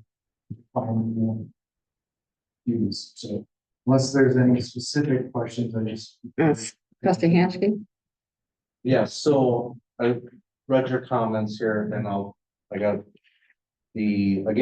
I'm gonna take issue with should the village president or attorney act as the parliamentarian at board meetings. So the state statute just says that the president presides over the meeting, which is call to order, the roll, and adjournment, right? Yes. But a parliamentarian, by the definition of it, is an expert on parliamentary procedure who advises organizations and deliberative assemblies in the United States. So that's different than presides. Presides is you are the leader of you're the person that starts, calls the roll, then parliamentarian. So at issue, as such, I believe now that we have you acting as village attorney should be the expert on parliamentary procedure. That's one of the things that I believe we need to change so that it's out of the president. It should defer to the parliamentarian. So even in the federal legislature, you have vice president is the president of the Senate. They preside over proceedings. There's a separate parliamentarian that is separate, that's not partisan, that makes sure that all the rules and procedures of the Senate are adhered to. So understand what you're saying. Your village charter does say that the president, quote, shall preserve order and decorum, decide all questions of the conduct, proceedings of the meetings and reports with parliamentary rules contained in the latest revision of Robert's Rules of Order and guide to parliamentary procedure or local governance, Wisconsin, unless otherwise provided in the statute or these rules. So the president has authority to sort of run the meetings. One could argue that's part of the duties are to act as parliamentarian. There's an argument there. To change that, I think to the village attorney specifically acting as parliamentarian, you would have to then make a change to chart. Specifically says that the president is the parliamentarian in the chart. and I think I don't know how the rest of the board feels. I just feel now that we are requiring or we have voted on asking that the village attorney, I think that duty should be specifically for the village attorney. That's just my opinion. I don't know how the rest of the board feels, but I'll leave it at that, I guess. Trustee Baldwin, and that's Different subject than what you just brought up, trustee Hanchke, but I just wanted to talk about page 4, the third and fourth paragraph where it talks about two trustees requesting an agenda item in writing. And I agree with that because there are times when we've gotten notified that there's an agenda item being added, recommended by one person, all of a sudden another person says, I second it. I never saw the first initiative to put this item on. So there must have been some collaboration between two people for them to both agree on this. So I don't know what your recommendation is, but based on the fact that you guys, you know, the attorneys are uncomfortable with this and the recommendation on what other communities do. I would like to recommend that we take a look at this, and I'm not sure in what venue we do that, if it's at a meeting, but I'm looking for some input. Right, I would think it'd be appropriate at another meeting to discuss that. Okay. I think the best approach would be you make a motion here with a second, or and you put on the next agenda to be heard, and that should be really upon by review, but the way it's set forth in charter, in the rules of procedures, inherently creates a situation where someone could argue that it's walking forward morning because there's a need for two trustees discuss matter in order to put it in writing and get it on the next agenda. I would recommend making a change. So is that something I could make a motion on now, or should I wait until we talk about future agenda items? Just to be sticking with the agenda? I think you would have to put that motion onto the next agenda. So you would have to move to change the rules and procedures for board meetings. And- Oh. Yeah, you can make that motion. When we get to future agenda items? Yes. Yes, You can make it now since we're discussing it. Or okay, you can move when we get. to Okay, future then agenda. I'll wait until we get to future agenda. Then make- Any other discussion?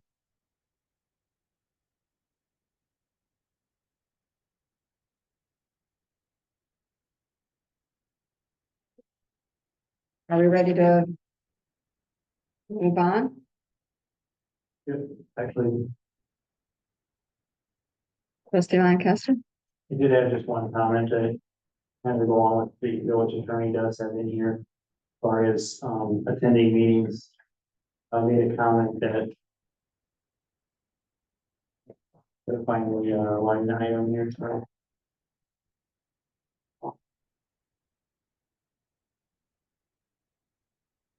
Oh, here, that.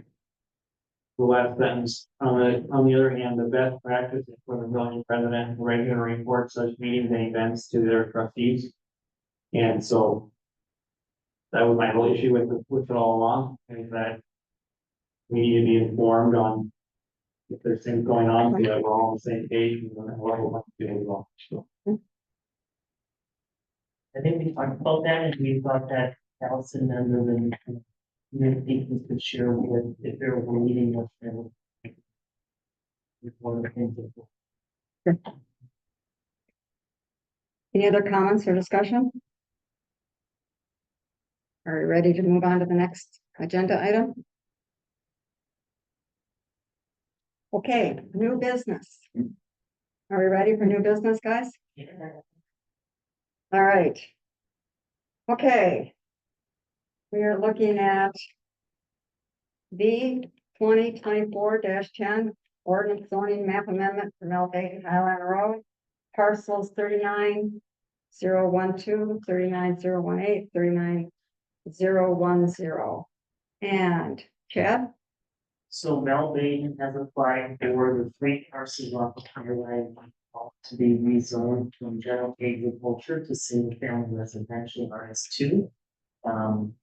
We've gone through a public process and notified property owners for the village ordinance. The planning commission deferred the approval to the village board, meaning they did not make a decision. So it's really up to the board as to what your interest is. The future land use map does show single family residential in this. Trustee Brantmeyer.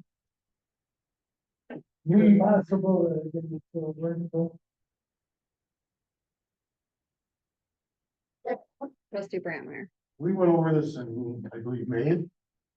Original.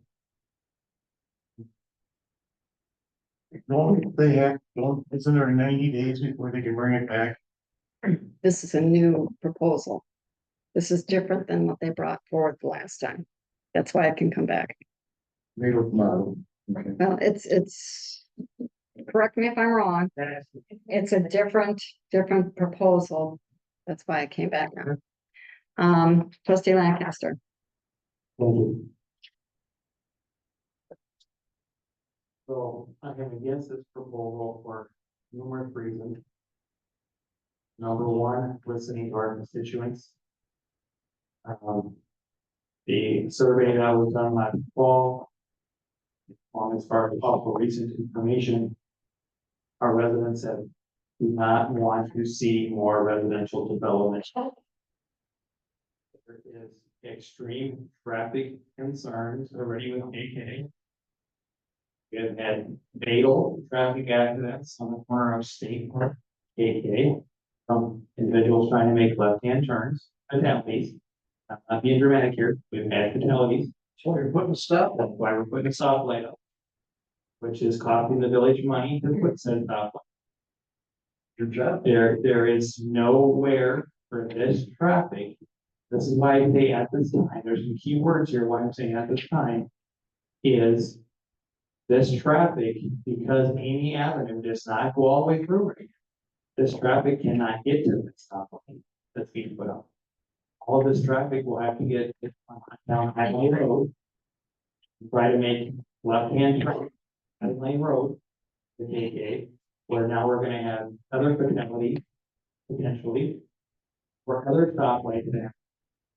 We also actually are also putting extra traffic on the Highline Road. We actually had a letter that was read and submitted tonight to us, saying that Highline Road can't handle the traffic that it's already got on it. So why would we be adding more traffic to that road until Highline itself would be? And so really this land right now could stay agricultural. What is wrong with keeping land agricultural here? Why are we trying to develop here so much?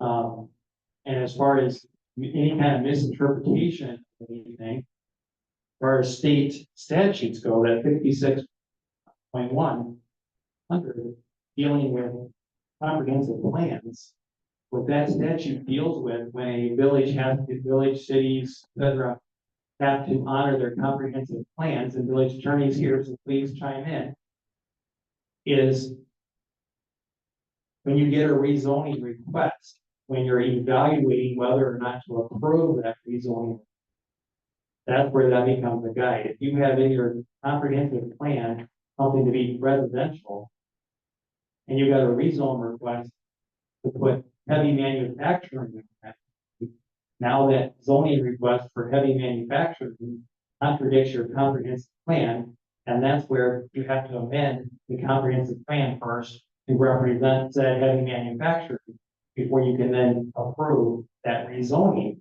heavy manufacturing.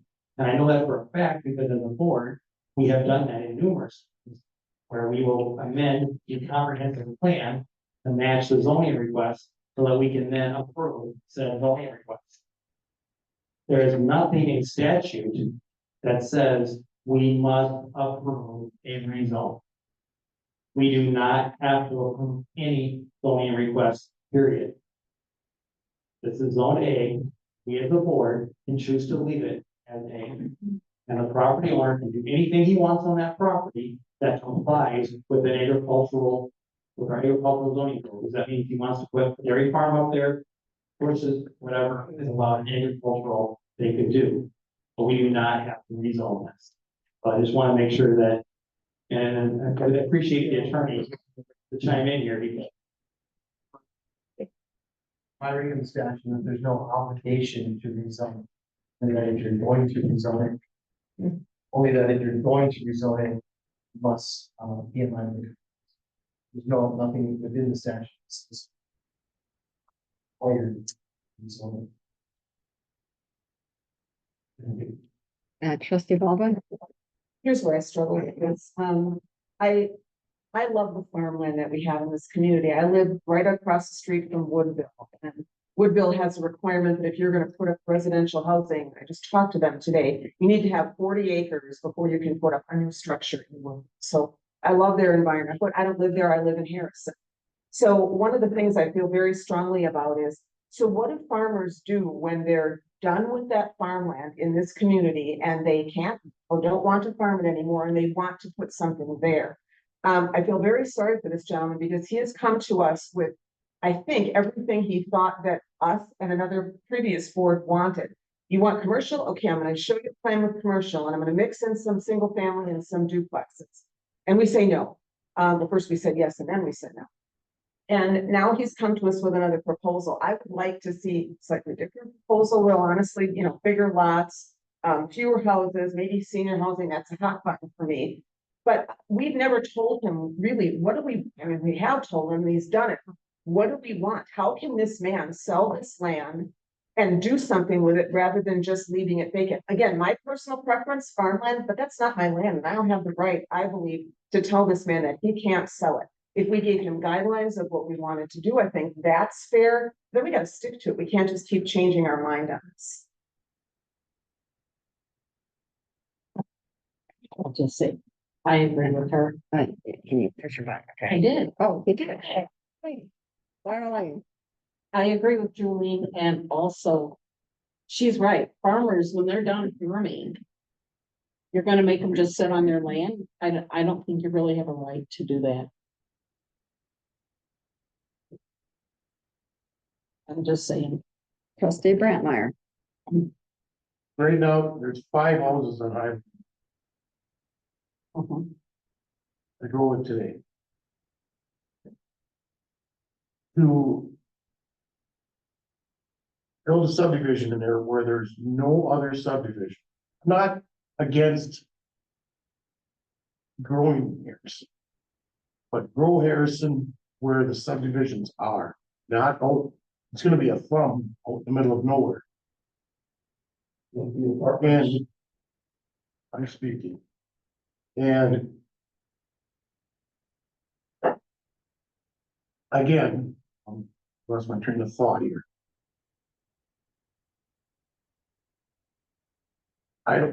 In my mind, I don't believe a subdivision should be right there. Again, I agree with you that what we tell the farmers to do with their land. But again, I asked this question how many times? How big does Harrison want to be? Right now, we're wearing big boy pants and we're not big boys. Mine. Trustee Baldwin. Yeah, Mike, I understand, I agree with you. Like I said, my personal preference, no more development at all, but we keep saying yes to other development. We've said no to him, but we say yes to other development if it's in the section that we want developed. Yet we're putting a bunch of commercial property, you know, in that area. And I just, you know, what do we want? And then I had another. Like I said, I understand what you're saying. I just think we should provide some relief to this man and help him. And, you know, again, I'm gonna make my plug for senior housing. I don't know if that's the right spot for it. I know what it's gonna say. I don't know if there's a way that we talk about, because Trustee Lancaster, you had made a point in your Facebook post about, you know, the public safety thing. And I think we should do this in the future with every development or, you know, people that want to do it. Should we have the safety departments to support it, police, fire? What about our schools? Is there going to be an impact on the school system that's going to put a burden on them by building big developments or even smaller developments? But I just don't think we can keep sending him away with nothing, with no, you know, there's no hope for you, Mel. We're just gonna give up on this and you're stuck with the land. Trustee Lancaster. Thank you. So I'm also in favor from a standpoint overall of we definitely need to work with landowners, and when they want to have an exit strategy, they certainly should be able to. So that is true. However, where there's concern with this parcel, if there's a number of things that where we would look to rezone this, in my opinion, and based on listening to our current residents, that we need to solve. Number one, the traffic. We've got to figure out that to get the county to make that 4 lanes. Talk to the government. And I mean, that's number one. Number two, Run Prosperity Drive, so. Number two, and who pays for that? Well, I guarantee you our taxpayers do not want to pay for that. Actually, Mel had voluntarily agreed to pay for that section of Prosperity. Only for now this is where we gotta look at the larger parcel was being asked for. Only for the very first parcel. But in the He's original, also asked us, then, when you look at the larger part of the parcel, because that was only the initial roughly 20 acres there. Now, when you're looking at the overall 52, he's also asked us to pay almost $1 million for the stormwater. Engineer. But that bill money's gotta come from our taxpayers, then, over $1 million. It's not right to our taxpayers either. There's a whole lot, that's what I'm saying, there's a whole lot of considerations here that need to be looked at. Number two, from a traffic standpoint, perhaps Amy Avenue. Perhaps Amy Avenue can get put through. That Amy Avenue goes all the way from Highline to State Park. So that traffic can use the new stoplight that's going in. But again, that's planning and then that landowner also fairness of landowners, and this is where landowners need to kind of coordinate with each other a little bit too, right? Because that landowner that owns that land has no desire to do anything right now. So we can't force him to say, hey, we're taking some of your land and put a road through here. One of them, he's happy with this land sitting here. So there needs to be a balance there. The other piece to this is, what are the true costs overall to the village? What is that, to Trustee Baldwin here a little bit too, what are the public safety implications? I can tell you, until our public safety bill is all figured out, you're on the far end of our response time. So that's a concern for sure right now until that gets resolved. We've heard numerous times that we're out of space here. We have an agenda item later this evening to approve a contract for expansion here.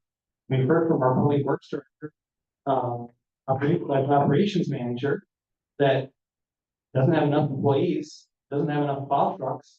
They take 2 to 3 times as long to plow a route. I'm getting the exact time, Jeff, though I'm supposed to here, but 2 or 3 times is my understanding, right, to plow around what it really should by recommended standards would be, because they don't have enough plow trucks, don't have enough workers, men and women to do it. And we can't add more plow trucks right now, if we had the money to, because there's no place to put them. So all of that costs money. And when you look at it's kind of a fortunate thing in a way here, fortunate / unfortunate, is we're blessed to have a very low tax rate up here.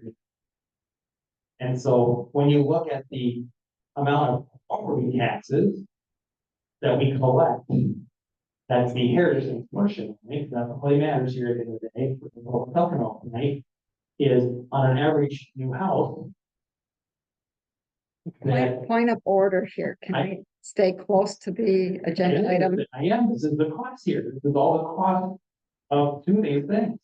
That you're not collecting enough tax money to pay all of these things, and so it's a negative, it becomes negative detriment to our residents that already live out here. And then the last key portion of this too, where I believe our residents would entertain this a little bit more, is if this was RS1. Where this was the larger lots, where you weren't dropping houses on top of houses where they can actually literally reach out and almost touch their neighbors by reaching out the windows. I have a real problem with RS2, and our residents out here have a real problem with the RS2 zoning as well. Versus RS1, your larger lot. There's no way that this entire, to also answer a couple of questions that have been thrown around tonight. There is no way that this entire 52 acres is gonna be commercial. That wouldn't make any sense. Where I do believe that there's. Trustee Van Hefty talked about that last Tuesday. That's where that came from. Okay. Is I don't believe this entire, this is my opinion, again, there's one opinion on this board, but I do not believe this entire 52 acres would ever be commercial or make any sense for it to be commercial. Where I do still believe if nobody is trying to do something sooner than later, at least part of this, I still believe that the original Springer's property, the first parcel, I do still think that there is a tremendous opportunity based on the market research that I've seen in the marketplace for small business commercial on that part.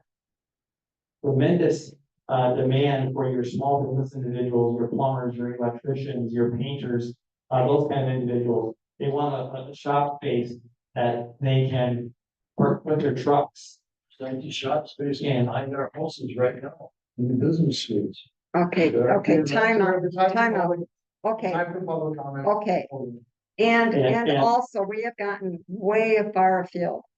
So, and trustee Lancaster, you well exceeded your 10 minutes. Okay.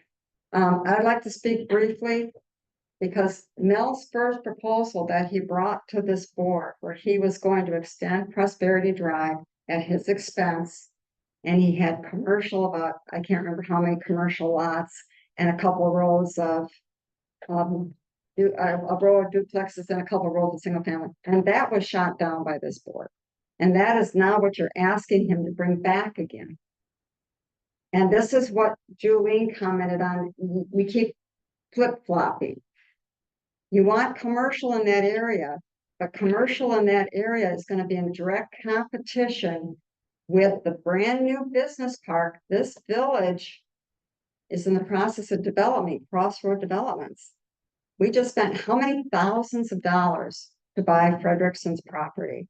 And now you're telling a private citizen to come on in there and build more commercial right here within, mile or so of our brand new business park. So we can have you in competition with us. I don't see where that makes any sense at all anymore. We have spent thousands of dollars buying land for a business park. And I personally believe that we need single-family residences in Harrison. We have a very low inventory of available housing. And I think it's necessary. We've heard from property owners who live there, people who live on Highline. They don't want commercial property in their backyard. They would prefer to have the single-family residence. You heard it out of their own mouths tonight. And we don't want a private citizen building a commercial development in direct competition with our business park. If that's the case, why did we waste the money buying Frederickson's property? All right, trustee Brantner. I guess I have no problem passing this if it's RS1. If it's RS1, done deal. That's not an issue for now. RS1's fine. We're just asking for rezoning. We're not asking the board to approve any subdivision. A question for the attorney. It was posted as RS2. Are we able to change this to RS1 Go back. or does it have? Well, that's my question to the attorney. Does it have to go back to planning commission? I wouldn't say that's so much. Well, then I have a question for Mel. Passed that RS1 in the plan commission in the past. Not for 52 acres. So. Question for Mel and your attorney. Do you want to withdraw this proposal today and bring it back to the planning commission? Yeah, I think I want to withdraw it, so I got 5 minutes to train some of these people up. Wait, Mel, you're gonna walk yourself right into trouble. But Mr. Attorney, this is like what we have to, just shh, Mel. If I withdraw, can I bring it back next week, next month? We would need to go back, if he withdraws and resubmits, we would be able to get it on the August agenda because. Wait, Mel, listen, you got I need to publish a notice in the paper and notify people. And we could do that at the August process. So we could go to the August planning commission and come back to the August board. We cannot approve it today because we advertised it in the newspaper as well. Yeah, so we'll withdraw tonight and then republish it as RS1 for the next cycle of planning commission and board. Okay, then you're officially withdrawn. This is withdrawn from our agenda, and we will take no further action on it this evening. All right, thank you very much. So we'll see you at the next planning commission meeting. Okay. Good job on the speakers. We worked at it. That's why it's right here. It's right here. Good job. All right. Trustee Lancaster, Well, I hear one more comment. oh, we've already, it's been removed. They removed it, their choice to remove it, so. Does anybody need a break? It's been a little on the stressful side, huh? There's refreshments. Is there a motion to, what do we do for recess? Motion to recess, For how long? 10 minutes? I'll make a motion to recess for 10 minutes. I'll second. All in favor, say aye. Aye. Opposed, okay. 10-minute break, guys. And I think Chad brought goodies. Pat needs stuff. All Pat needs stuff. I'm trying to read. I don't know your book, when, right? We used to make sure you had a book, parking all the time. I think what happens is when we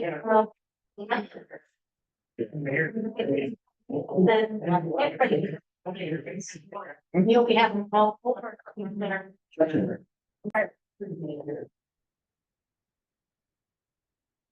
We need a motion to go back into open session I'll make a motion to go back. or recess, to end our recess. Second. And then use your little thing. Oh, right now? Oh, And then where it is that. Any must be. All in favor, say aye. Aye. Opposed? Okay, we're back in open session. We'll just fix it in a minute, Vicky. Okay, we're moving on. B 2024-09, ordinance adopting the International Property Maintenance Code 2024. Chad. So this is an item to kind of go in concert with the village municipal code. So what we find is property maintenance issues and improvement provisions are not as detailed in the village code. And I worked with Attorney Russ Meisel on the adoption of a supplement international property maintenance code, which a lot of municipalities have adopted to handle property maintenance issues and give us a little bit more flexibility and options on how to deal with the different situations that we're finding or getting referred to us on a complaint basis. So this code would be would run in sync with the village code. Chad, can we stop for a second? It looks like the recording is flat on the big screen. I turned this, we don't need that anymore. No, but it's not on, it's not showing. It's recording. Okay. All right. It's a little. It's recording on the small screen, but I turned off the big screen because the big screen was already needed for the remote Zoom on the phone. Okay. Okay. So this is a code that will run with the village code, the general penalty in the fee and penalty schedule will be followed, but it'll give myself and the zoning administrator Josh and Kaylee a few more options on dealing with property maintenance code issues and being able to allow people to reference a code section. Allow them to reference a code section when we're getting property maintenance complaints. Motion by Julie. There a second? I think we crashed. Did we crash? Is there a second to the motion? I was giving one also to Mike, so he can. Okay, second by Brentmeyer. Motion to approve. Any discussion? Vote your ballot.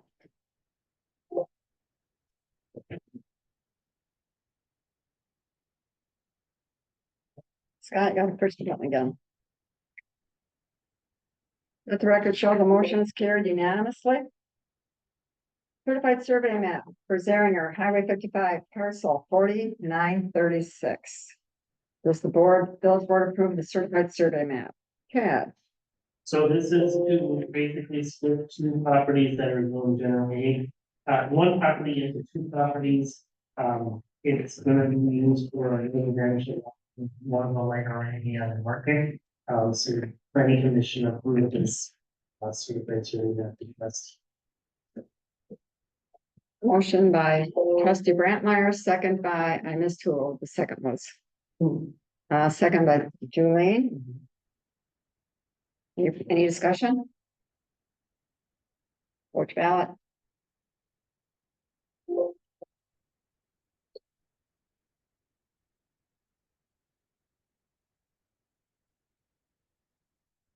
Let the record show the motion to approve the certified survey map is passed unanimously. Certified survey map for Craig Weaver and 8803 Kernan Avenue, parcels 42,856 and 42,860. Chad. So this parcel is off of US 10 and 114. This is primarily covering the surrounding municipality of the city of Menasha. There's one spot where it's the village of Harrison, but they are village residents for these two lots because they're wanting to erect a solar field or a solar array. And in order to do that, they need to have a primary structure on the land. So they had a parcel, the 42,860 is where they want to be solar up. So they're combining it so they can do that. So we don't allow an accessory structure without a primary structure. Any what? Vicky gotta fix this here. Okay, any questions? Julie, question? Yeah, I just have a question. Is this a structure that would require the neighbors to be informed? No. Thank you. If I could just, so under the CSM requirements, no. Under the solar, when you apply for the solar project, then there's a public notification for that. Okay, thank you. Okay, motion by trustee Bertline, second by Ben Hefty to approve. Yes. Any discussion? I'll vote your ballot. Oh. Oh, I'm sorry. I was up there to. I'm sorry. And Michael, Just for one resident? Yeah, I don't know the extent that they haven't applied yet. Okay. Not multiple. No, it's just for his own use. Okay. okay. Any other questions or discussion? Ballot.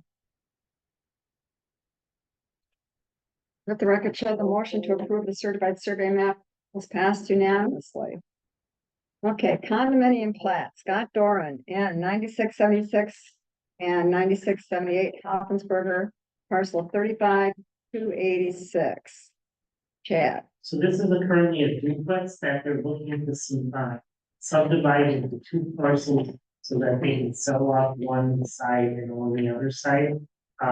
There's these similar windows, if you will, in the neighborhood. There's one across the road and on Holly Street, so it's consistent with the current neighborhood. And so actually to the north is the same way where you've got two property owners for one parcel. So staff was recommending approval of the planning commission of this. Any questions or comments? Motion by trustee Baldwin. There a second? Second by trustee Bartline. I think. Yeah. Yes, okay. Any discussion? All right, vote your ballot.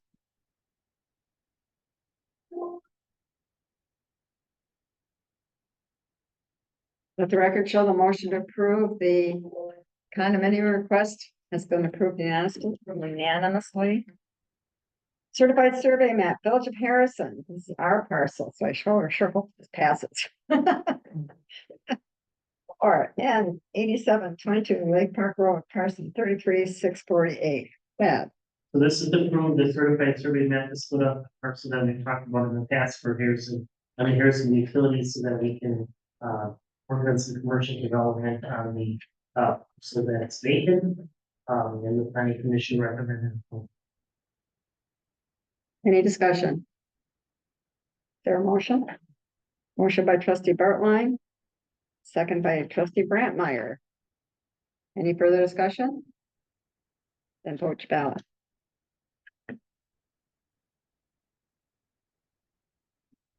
Let the record show the motion to approve the certified survey map is passed unanimously. Okay, Award bids for Farmers Field paving, phase one. Chad, So we worked with McMahon to put out to the current, folks that are working on the surfacing program, in the village, MCC, North Asphalt. And you'll see that, Northeast Asphalt was a little bit at 255,765, so we're recommending a change order to the 2024 resurfacing program for Northeast Asphalt.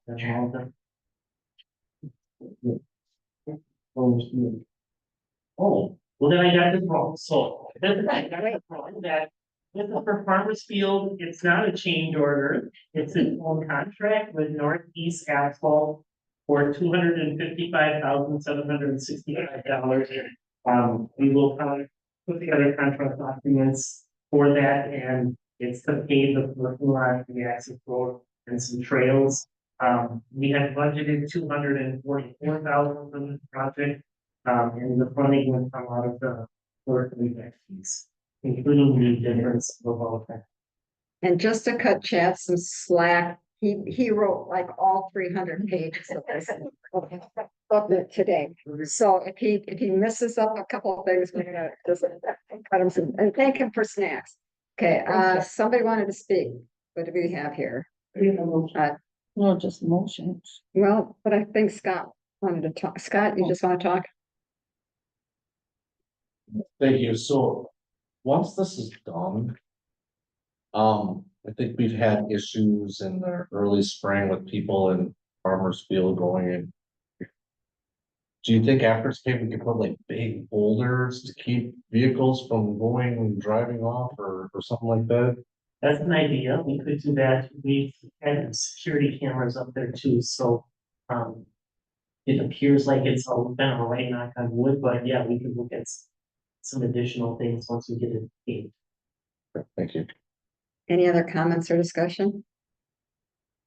Looks like we have a motion by Lancaster, second by Brantmeyer to approve. Bid for Northeast Asphalt, here to vote your ballot. Let the record show the motion is carried unanimously. Okay, Barrow Spring. Chad. So we issued a request for bids in the beginning of July, the bids were due on the 23rd, we received 3 bids, 90,000 from Honda, 104,500 from Radke, and $155,420 from Novak Construction Services. The project was the board had previously allocated 70,000 towards this project. Staff is recommending denying all of the bids and holding off and rebidding in the winter. One reason, because we believe that there's some local contractors that can do this for a lesser price, hopefully than what these larger companies are willing to do. And two, we have we come from the first letter to Tim Eldred, who was the original person spearheading this. And when this went out, I hadn't heard from him, but I'm led to believe that there's potential for some additional funding in place going forward now that we kind of know what the budget is going to be. So staff recommends denying the bids and holding off and rebuilding this winter. Julie? Yes, thank you. Did Tim Albert pull out then of spearheading this project? No, he's still involved and he's still meeting with fishing clubs and groups that will contribute. Okay, thank you. Any other, Scott Mumford Button? Close to Hanchke. So I think it would be bad order to pass a negative motion. Like you don't say motion to deny, you have to either say motion to approve and then you deny it. So that's something I learned, that you shouldn't pass negative legislation. So I guess from the attorney's standpoint, we just don't make any motion, it just dies, right? We can make a motion to reject it. Okay. I think because of the bids and that was publicly bidded, I think we have to officially take an action on the bids. Especially if we want to go back and rebid it again. I think. That is correct. So I would actually. Oh. Trustee Lancaster? Do we have any idea what kind of money has been committed by the fishing clubs then? Somewhere in the range of 10 to 15,000 at this point. So is there, when would if we would award these bids, when would this get started? They want to start making. I mean, is there a way to get a hard proof of that? Because if we were committing 70,000 of village funds and if they have 15, then we're pretty close here. Well, I was hoping that we would have. Looking at the agenda. It sent them multiple emails, called him. We were in contact up until this point, and then when the bids came in, he said, "Oh, we use it." So I don't know, a year before that, he said, told there was a lot of interest, and he was working with a number of first responders and fishing groups and those kinds of things, but I don't have the actual number. And I was hoping to have the number for the season. Are we able to do an approval based on a contingent, and then if he doesn't actually, if the money's really not there, then we can get rejected by default that way? And it's not an apartment bidding, that's for the season. There's a motion by trustee Bartline. What's your motion? The motion to deny all bids due to the project cost exceeding the allocated budget amount. Is there a second? I missed, There was one. there was one, but I missed it. There was a. So right now, I think somebody's trying to make a motion to amend the main motion. I know, but Okay, there so was there's somebody. a that second by wanted to speak. trustee Hanchke. Did you want to speak? No, I just was trying to. Okay, so there's a motion and a second by trustee Hanchke to deny the bids. Any other discussion? Don't let me do anything here. Now try. There we go. Okay, I trustee thought we Lightfoot. just said we didn't want a negative motion. The attorney just ruled that we could, Said yes, we can. All right. and it is what was posted on open record, so. Would be motion to approve rejecting. More, no, you're not gonna make a double negative. Motion to deny the bids. Let's not make a double negative here. Let's not make it too complicated. rejection. Move to reject. Rejected, it's denied. Move to, yeah, reject and deny is the same thing, reject. Same thing, Jackson, I think. to reject. Okay, so Or motions and not a word. motion Right, to not reject, award and reject sure. something is better. Cares. Motion to reject the bids due to project cost exceeded. So motion to reject, so that's the motion. And still you're good, who is, Hanchke, you seconded that? So the motion is to reject the bids. Are you prepared to vote? All right. Vote your ballot.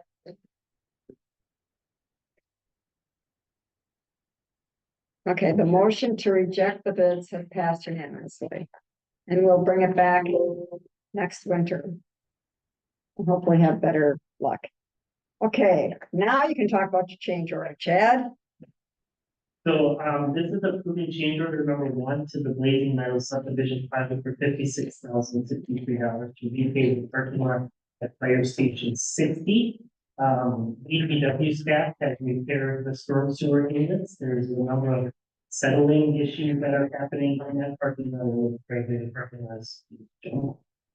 So we're recommending moving forward and paying for this capital holdings, since we've got good meeting prices this year, and we have a contractor that's willing to do this.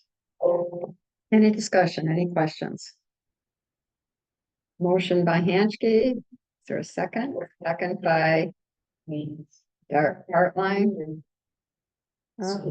Sorry, under the clarification, the issue, it says 50, the motion is right, but the issue says 53,000, it's actually 56,063 is the actual. So the motion number is given at. 56,063 is the correct number, so that's the motion second. Any further discussion? Vote your ballot. One question, Yeah, trustee Lancaster.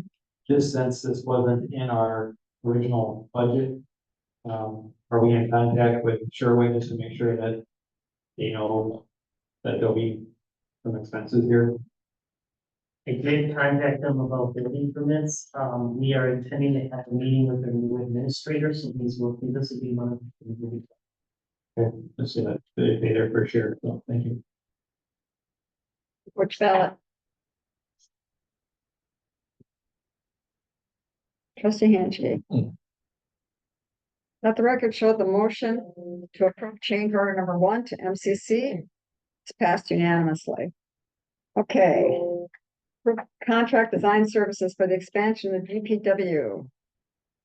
Yeah, So one of the future agenda items was to do an RFQ for a consultant to look at station 16, look at the DPW garage. So this is the look at the DPW garage. So village staff has worked with McMahon and Perspective Design Group, CE Doyle, who is a owner, is owned by Willis Flatwork, which is a Harrison company up in KK. We worked with both of them to kind of work through an expansion of the DPW garage. And kind of let them put together their kind of proposal and plan as to how they see this happening.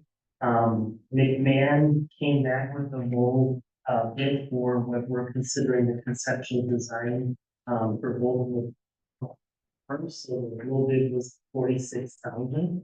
So we're recommending proceeding with the 46,000. Under this plan, they would look at remodeling the existing wash bay on the building into DPW restroom with showers, locker rooms, a break room, and 4 offices. And then the rest of that wash bay would become small vehicle storage with doors that would face the north and kind of pull in like a garage door style. And then remove the salt shed and the clearing building that will go into the west side here and build out what appears to be another 4 to 5 additional bays in the 100 feet by 85 feet. In the SDH facilities plan, they have this project budgeted at about $4.8 million. You can see in the packet that McMahon is their architects are proposing a rough cost of around $2.7 million for this. So given that cost, we're interested in kind of laying this out and trying to build this into a larger financing plan to go with station 60 and 70 in the future, so that maybe we can only have to do one borrowing. So the recommendation is to proceed forward with McMahon as the village engineer to do this design and conceptual layout with staff. One other piece to note is if there is a renovation that happens at Fire Station 60, we've had discussions internally about where to house trucks and then equipment, and this could be a location to do that if there is a renovation of Station 60 without any additional bays added up there yet to be determined. But this would at least give another backup option relatively close to Sherwood to service that southern side of the village and be able to equip the trucks while Station 60 will be renovated. So the timing we feel makes sense at this point to try to get some design layouts and work through. questions? Questions, comments? Motion by trustee Baldwin. There a second? Second by trustee Brantmeyer to approve McMahon for $46,000 as the village engineer to complete design services for the DPW. Trustee Lancaster. Just wondered if you're looking at, what to do with the existing restrooms as part of this that are there, and then anything else for the larger village hall here as well. Part of this too, or is that all separate thing? That would be also. Right, we'll look at the existing restroom, whether they stay or not. They're probably gonna go away and just become storage or something at that point. It did not look at the actual village hall. It's really just in the public area. Any other questions or comments? Or ballot? Let the record show the motion to approve McMahon for $46,000 to complete the design for DPW is passed unanimously. Okay, award of concrete, Fire Station 60. I like this one. So this I like is this is going in sync with the at Station 60. We really believe there's a need to pave concrete in front of the overhead doors for where the trucks would sit and where the trucks would turn into backing into the garage areas. The current asphalt is running by the trucks and the weight of the trucks and the constant turning movement is doing a lot of havoc. So we went out and got bids from two, we actually requested from three companies. We got two bids. Mills Flatwork, we will bid at 49,528. They are a Harrison company, and the other one was Scott Rangers. We're looking at this coming out of capital outlay, and there's been some questions about what happens if we renovate Station 60. I think it can still be there. We can work with the contractor on that, even if there's, you know, some maybe doing drive-through bays. So there could be some staging on the front of the building, adding some additional bays, maybe to the west. So anyway, I think there's options, but these trucks are coming and going all the time and in this tough shape, and it only makes sense to do this right and do this with the asphalt paving versus coming back and trying to do this later on. So we're recommending moving forward with this, but I will say that we are cognizant of the renovations at Station 60 and have a plan in place to meet with the village of Sherwood and talk about those, and then hopefully bring back some thoughts on that if it is. Trustee Baldwin. Yes, I want to make note of the fact that this is really cool because as trustee Hanchke has always dreamed, you know, Harrison money being spent at a Harrison business. So this is really. Any other comments or discussion? Is there a motion to award the contract to Mills Flatwork? Motion by trustee Van Hefty, second by, I think that was Bartline. Is it Bartline? Motion. Oh, motion by Baldwin first, second by, you guys are fast on those buttons, I tell you. Any other discussion? All right, vote your ballot. Yeah, you guys have, well, you guys should be on that. What's that show? Or you have the family feud? All right, let the record show the motion's carried unanimously. All right. Okay, discussion regarding board direction on building inspector position, Chad, and this is for discussion only, correct? Yeah, what we're looking at is kind of laying some groundwork for the board to think about as we move into the 2025 budget over what we should do with the building inspection. So currently, the village contracts with commercial inspection services, and Paul has been doing it for a number of years. He provides all the building, electrical, and plumbing inspections required by the state, and also does commercial and residential. So he's providing pretty much a full service contract. He's notified us of his intent to retire in 2025. Under the current agreement, 80% of the permit revenue is permit fees that are collected going out, and the village retains 20% basic for the services. An estimate of yearly inspection fees is about 280,000 to 300,000. Although there's so there's going to be some recommendations coming forward in the 25 budget to look at those fees. Village staff has prepared a few options for the board to consider. The first option, and these are in no specific order. The first option is to hire a full-time inspector to handle residential building inspections, and potentially commercial in the future.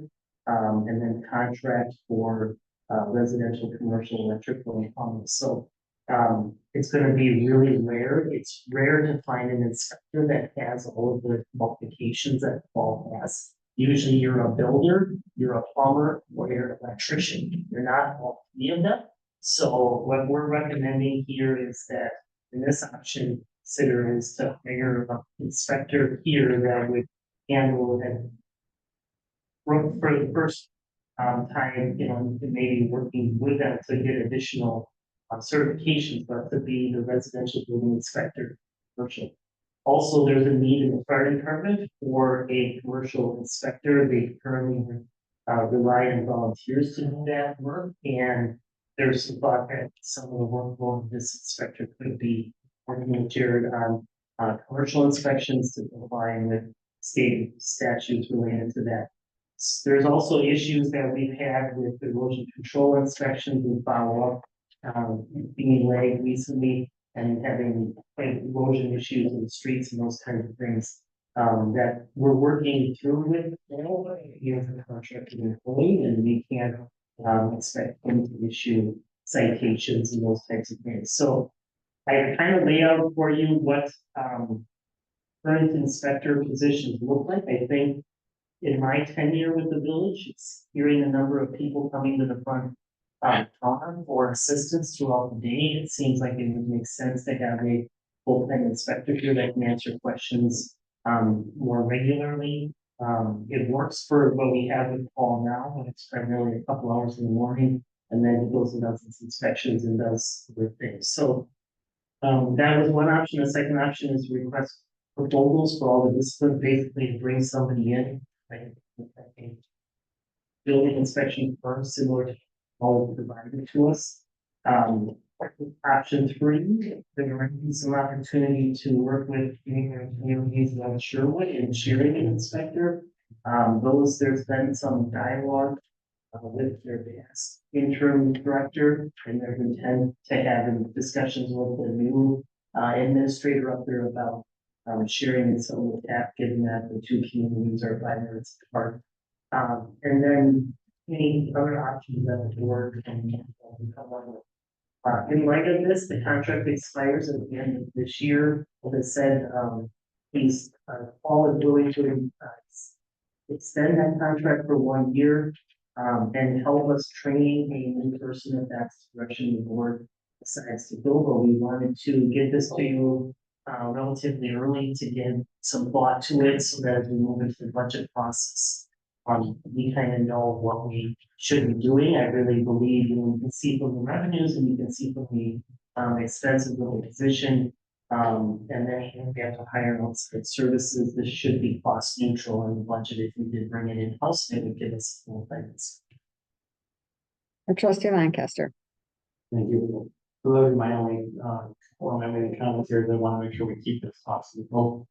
And then, would you actually look at, even with this, needing two positions, or maybe there's one's full-time and one's part-time or something? Because around those lines of the odds of having someone that's gonna have both three, but they do mention electrical and plumbing, and the general construction credentials, like the city of Appleton, for example, they have an electrical inspector, and they have a plumbing inspector, you know, and so how would you, I don't think some ideas around trying to help make sure you can successfully recruit into the role?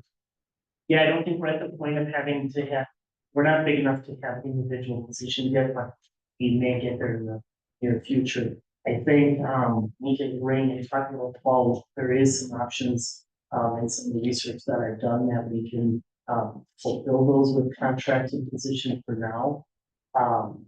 The only concern, as you alluded to, is vacation of the inspector and making sure we're still providing inspection during that time. I think there's some options to look at related to that. One might be if there is some sharing in with neighboring communities for those services, or contracting that out. So I guess we don't want to go on and spend a lot of time on this without having serious dialogue on board. Not that we're looking for action tonight, but it is something we just need to think about and kind of figure out kind of a consensus what the board is thinking. Either Trustee. hold on, I wasn't asking questions here. Would also be just along with our neighbors besides the Sherwood, but also talking to Pecan and seeing if Pecan would also, maybe they have a need for some more bandwidth on their part, we took the majority of that bandwidth or something, there be a shared position. Yes. That way as well. Yep. I'm done. Thank you. Trustee Hanchke. Thank you. So I guess my only concern is if we decide as a board to bring someone on and we don't fill the position, it gets to be December, November. Then we're gonna scramble and have to find someone on the service, so I'm wondering, do we do this in parallel, I guess? Well, I think if the board is interested in going the route of trying to bring that service in-house, then we would work with Paul to get a contract extension for the years, at least through he's willing to do through the end of next year. At least then that would give us a backup plan, and if we didn't find somebody right out of the chute, we could still continue to work and we wouldn't not have this. That would, perfect, that's just my concern, so, okay, thanks. Excuse me, he enjoys doing it. You know, Rice Harris has got a lot of years doing building work here in Harrison. His wife is saying it's time to hang up. I think he's, 68 or whatever it is. He's, so I think he's willing to work, stay on staff with us and work through the transition. So I think, depending on what the board's interest is, we can, bring back some additional considerations for making sure we're covered. Well, is the general consensus to direct staff to pursue an in-house building inspector? If you can find someone, So is that the general consensus? Yes. All right, then you have your, Okay, then go keep for it. working on that. Thank you. And I would, definitely talk to Sherwood about possibly sharing services or whatever we can do with that. Okay, good. Moving on, guys. All right, special event permit, party Luniak Meadows. Vicky, Pretty much everything is in the packet. The date is August 3rd. We're looking to do it from 3 to 10 p.m. Closing off a small section on Cassandra Way. So that was on the back of the packet. I did reach out to the County Sheriff's Department, ask them to do a records check or a incident history report, and he did not find anything.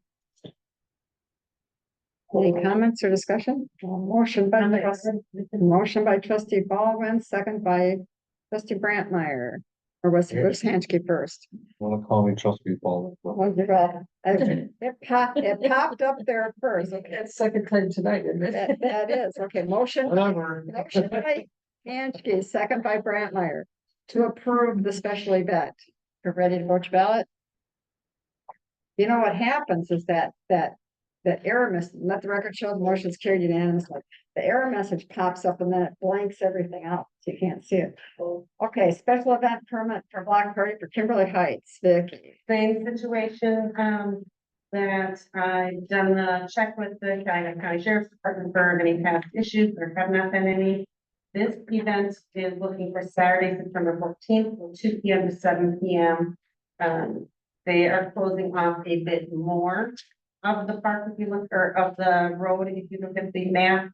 And I did let her know that she needed to notify everybody in the area and she had to get them my contact information if anybody wanted to complain or was not in favor of this. I did not get any feedback from anybody opposing it.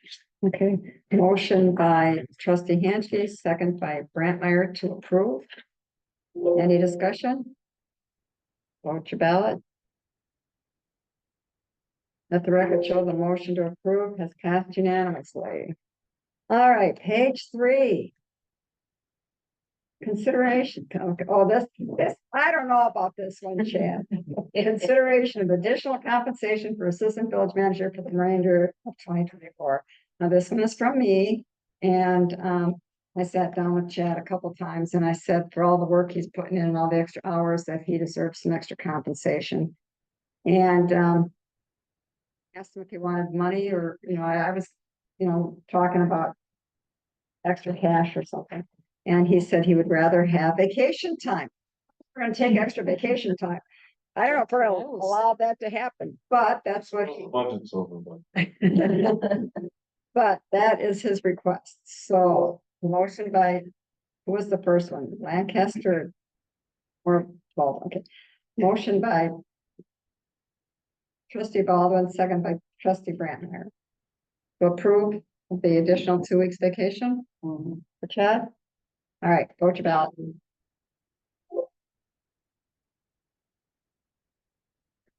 Let the record show the motion is carried unanimously. You all get to pick when you get to go.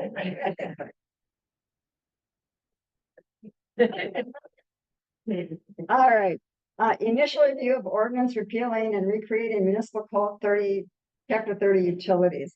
Just a little light reading, right, Brandon?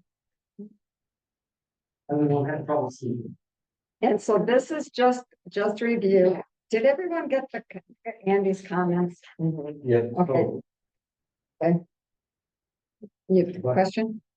There you go. Trustee Hanchke. So I believe that Andy's comments should be entered into the record concerning this. But are Sorry, I they, didn't catch it. That Scott wants- his comments should actually been inserted into the packets or at least the minutes. Yeah, we can get them in, they came late and. I understand. I just want to make sure that those comments Yeah, are. it should be included. So we'll make sure that's part of it. Any other questions? So this is just to, we didn't want to approve it tonight. We wanted everybody to have a chance to look at it. Because it's a lot of stuff here. Ask questions. If you have questions, get hold of staff. And then, So if I. yep, chance. So we did work with, Lori Plaza, or whatever, Ordinance Clark and Andy Westmix and Brandon Ryan, we had a 7 or 8 meetings over the course of the last couple of months. This is pretty much a rewrite of the entire chapter. They tried to start with the existing and that just moved to be difficult, but as you saw from Andy's comments, a lot of the stuff language in it is from the current sanitary district base, so we're feeling pretty good about this. There's a few things that, needed some additional clarification on, and I was of the opinion that ordinances are always amended, so let's at least start with getting this adopted, and if there's stuff that comes up along the way, we can deal with it, but it's pretty 99%. So this is, we're looking to hold this over to the August meeting. That gives everybody a chance to actually look at it. Are we good with that? Are we ready to move on at this point, guys?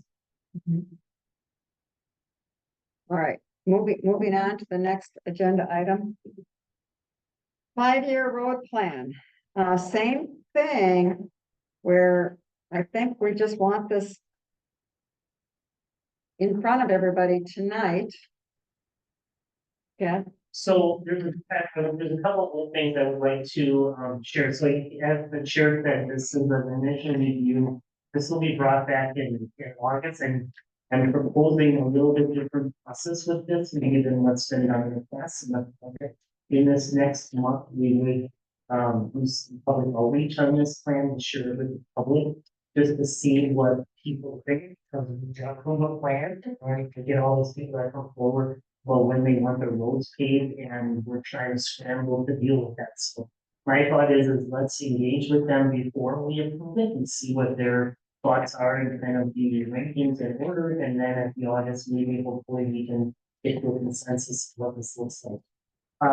What I would say, just high level on the plan is before doing, we worked aggressively with staff to come up with this. The items that are highlighted in yellow are new projects that have not been on the plan in previous years. There is an additional one that's a potential funding source column that was put in place, as well as the 2023 Hazer ratings. As for where the projects hit and the total amount of dollars, that's fluid and open to discussion from the board. We kind of looked at this as, what would make sense, but I don't think there's anything that's in stone that has to happen. All I would say is we're under contract with McMahon to do the design of Cedar Ridge Estates and King Heights at this point, so it would make sense that next year those would be the projects we would look at, but the other projects identified in here are all open for discussion. There is some things on here that might be new to you, and I just put them in here because in the August meeting, we'll be coming forward with some recommendations from others on this transportation impact fee. There's 2 projects that may be able to be funded partially by those, and those would be the Manitowoc Road reconstruction and the Woodland Road. Woodland Road is in fairly good shape at this point. However, I added it to the plan because being a grant writer, the number one question is it included in any kind of plans? And if we have the opportunity to apply for some funding on this, I needed it listed in a plan because it's not, even if it's 10 years old, at least it's listed somewhere. So take a look at it, let us know what you think. What the other big change is, some of these more difficult projects, that have land acquisition and different design requirements have been split out for design 1 year and construction the next. Because as we learned from the state farm road, it's a lot of work to try to do that land acquisition and all of that kind of stuff all in 1 year. So that's what I have to say. I'm open to suggestions on this. I know that this can be a, a lot of you are passionate about this, and we've got residents that are passionate about this, and so we really want this to be an open dialogue as we move forward. Trustee Lancaster. Maybe with those trouble comments, you can add that straw forward. Yes. Temporary in that, and I would encourage you to add it as a separate line item, not lump it in with something else, and that way you can get moved around if you guys can see fit separately to them. And then I had a question on the Eisenhower Drive, Manitowoc Road to Midway. Is that really only 2 million? It seems light for brand new road. Well, yes and no. So this was a project previously in here that did wait to 114 and part of all that open came. That will be a great tree before that gets constructed all the way down to 114. We did talk about this when we met with Lee. I think if there's minimal utilities that have to go in there, we could probably get that done for around 2 million, and it would primarily just be fulfilling what's in that development agreement with Driscoll and helping alleviate some of the traffic issues in Manitowoc. So that we reviewed that number. I don't know if Lee has anything else to add on it, but it seemed like it was a number that we got when we talked about.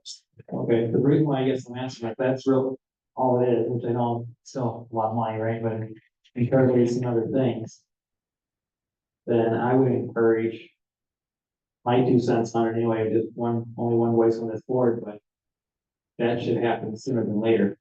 The one piece of that would be, is I wonder if it has some conversation with Driscoll, where if the village is perhaps willing to do that sooner than later, that maybe they would be willing to apply for them, because they know they have to apply. We can't just change their zoning on, they would have to apply to have the zoning changed.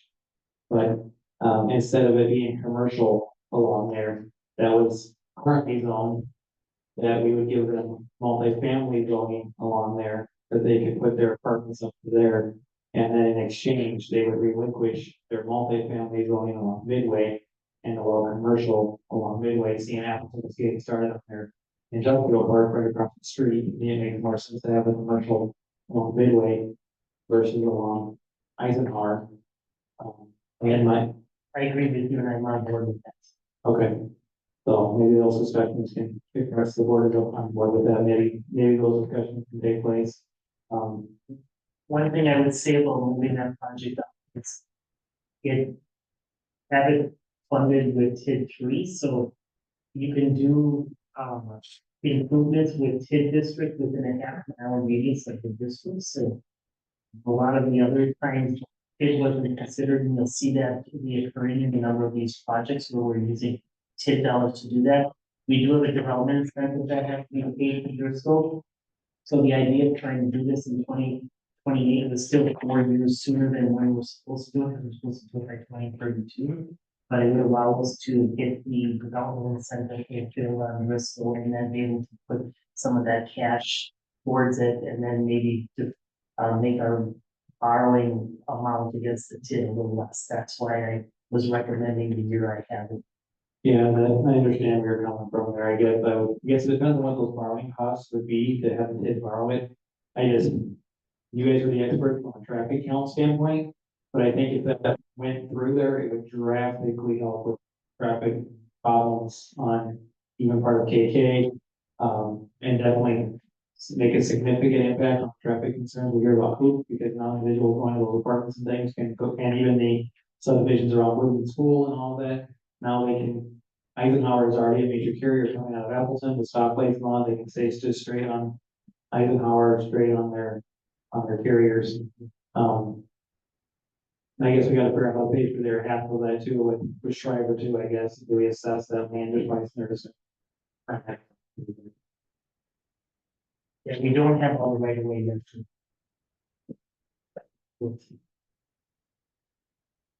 So anyway, the intent is for everybody to think about this. Oh, trustee Hanchkin, I'm sorry, I didn't see you. Okay.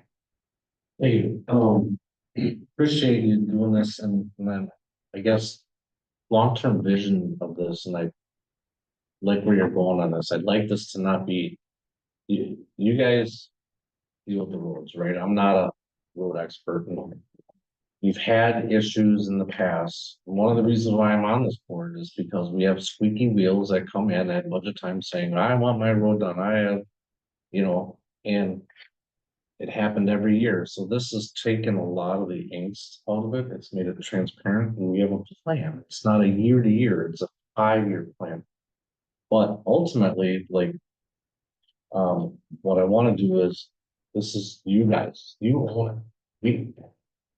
This is what your guide is for the budget to say, this is what we're going to spend on roads because here's our 5-year road plan. You know what I'm saying? So that it's not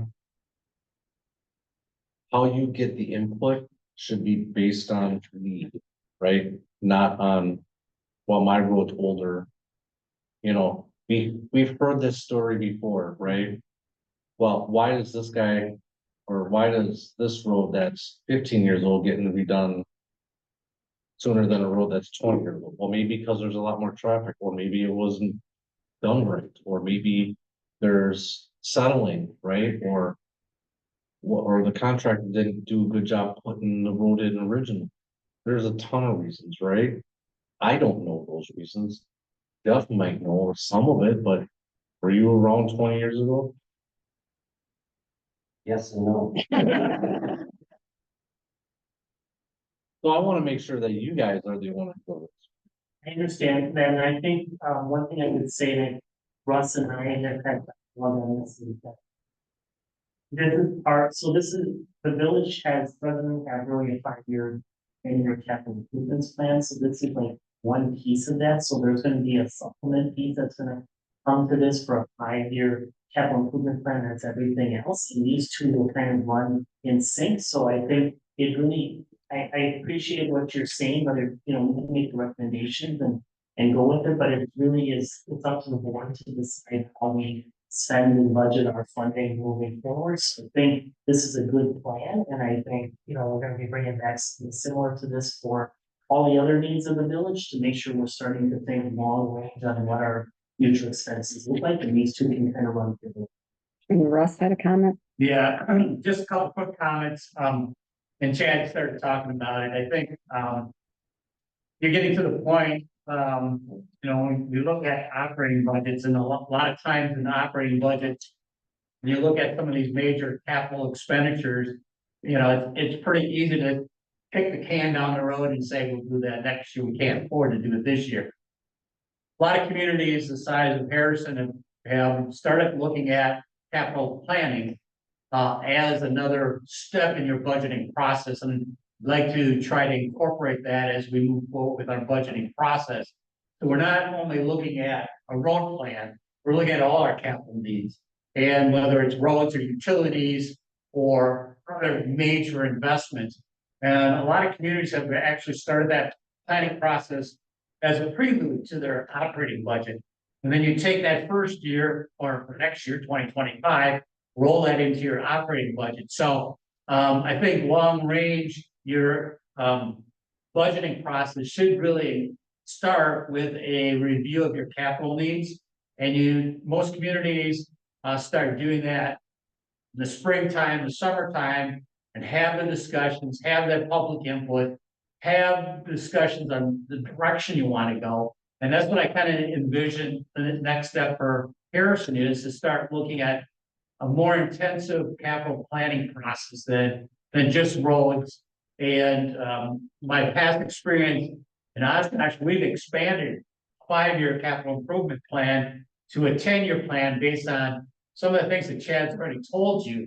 Is if you want to start applying for grants and funding, 5 years sometimes isn't even enough to get in line with some of these other potential grant opportunities and funding through the state. So I'm trying to slowly encourage and expand not only a 5-year road plan, but a 5-year capital plan. And you will have to see once if we want to, because if you look at it now, your 2029 is a huge lump sum number. And you want to try to make that kind of even. You don't want to have a lot of peaks and valleys. And if you can try to plan out some of these capital projects, fit the funding source and fit the year, I think you'd be better serving your residents going forward. So I'm working with Chad, working with staff as we try to incorporate that into the budgeting process. Very good points. So can we have a motion to hold this item to the August meeting? There a motion? Can someone make a motion? Motion by trustee. I think he wanted us to review the concept. Well, it's a recommended action is to motion to hold item to the August meeting. That's what staff is asking for. A motion by trustee Baldwin. Is there a second? Second by trustee Brantmeyer. Looks like, sure. Yeah, looks like that. I didn't think anybody was like push a button. So then the intent is that we take the next 30 days, go through it. Call staff, ask questions, you know, if you have input. Cool. All right, March Beth. Just one question. So Okay. is that what your feedback you want us to do is just take this and give you our personal feedback and write up or? Yeah, if you have any changes or recommendations in the next month, communicate them to me, and then we're gonna go out and get some public input on this as well, and then bring it back to the August meeting and have a more detailed. What's your plan for public input? I was gonna post it on the website and we were gonna collaborate it on Facebook and put it in the newsletter that's. Okay, thank you. Part of it's my backyard. Well, then you guys can talk after the meeting. Yeah. Okay, are you prepared to vote your ballot? All right, but our vote is, I love getting public input. Please make sure to frame up a little bit of the village has only, X amount of money that we spend per year kind of a thing, so that, so the public can understand the parameters that we want to. Matt, yeah, push button. Record show the motion to hold this till the August meeting has passed unanimously. Okay, Chad, request from Tanya Erickson to install and maintain wagon wheels in the village right away. So there was a number of emails earlier this month from Miss Erickson about her interest in maintaining these wagon wheels in the right of way. There's a picture in the document of where she would do this. On the back page. It's on top of per se, kind of like the culvert page. She will have to make sure on the north side that it is on her property, although if it's in the right of way, it won't be a problem. There is some neighbor disputes going on here. The village has worked aggressively to try to appease both of the property owners and we work on some different things. Staff is recommending the approval of this, but I would just say that it's, as we know that earlier this month, it was a pretty heated discussion over this and the pouring of the driveway and some of the other stuff. I'll just say that. Trustee Baldwin. I just have a question. Do we typically exceptions to our right of way rules? There has been precedents set in the past 2 weeks. Yes. Like a lot, or, I mean, why do they have to? Not a lot, no. Okay, and so what are the ramifications if we, if we allow this person to do that? And, well, at any point, if we need to remove them, it's the road right, so we should be able to remove them if we have. Like if we have to replace the culvert, you're gonna have to take it. What about plowing and things like that? If they get damaged during plowing, that's not on the road. And she's not able to put them on her own property? You see, she could.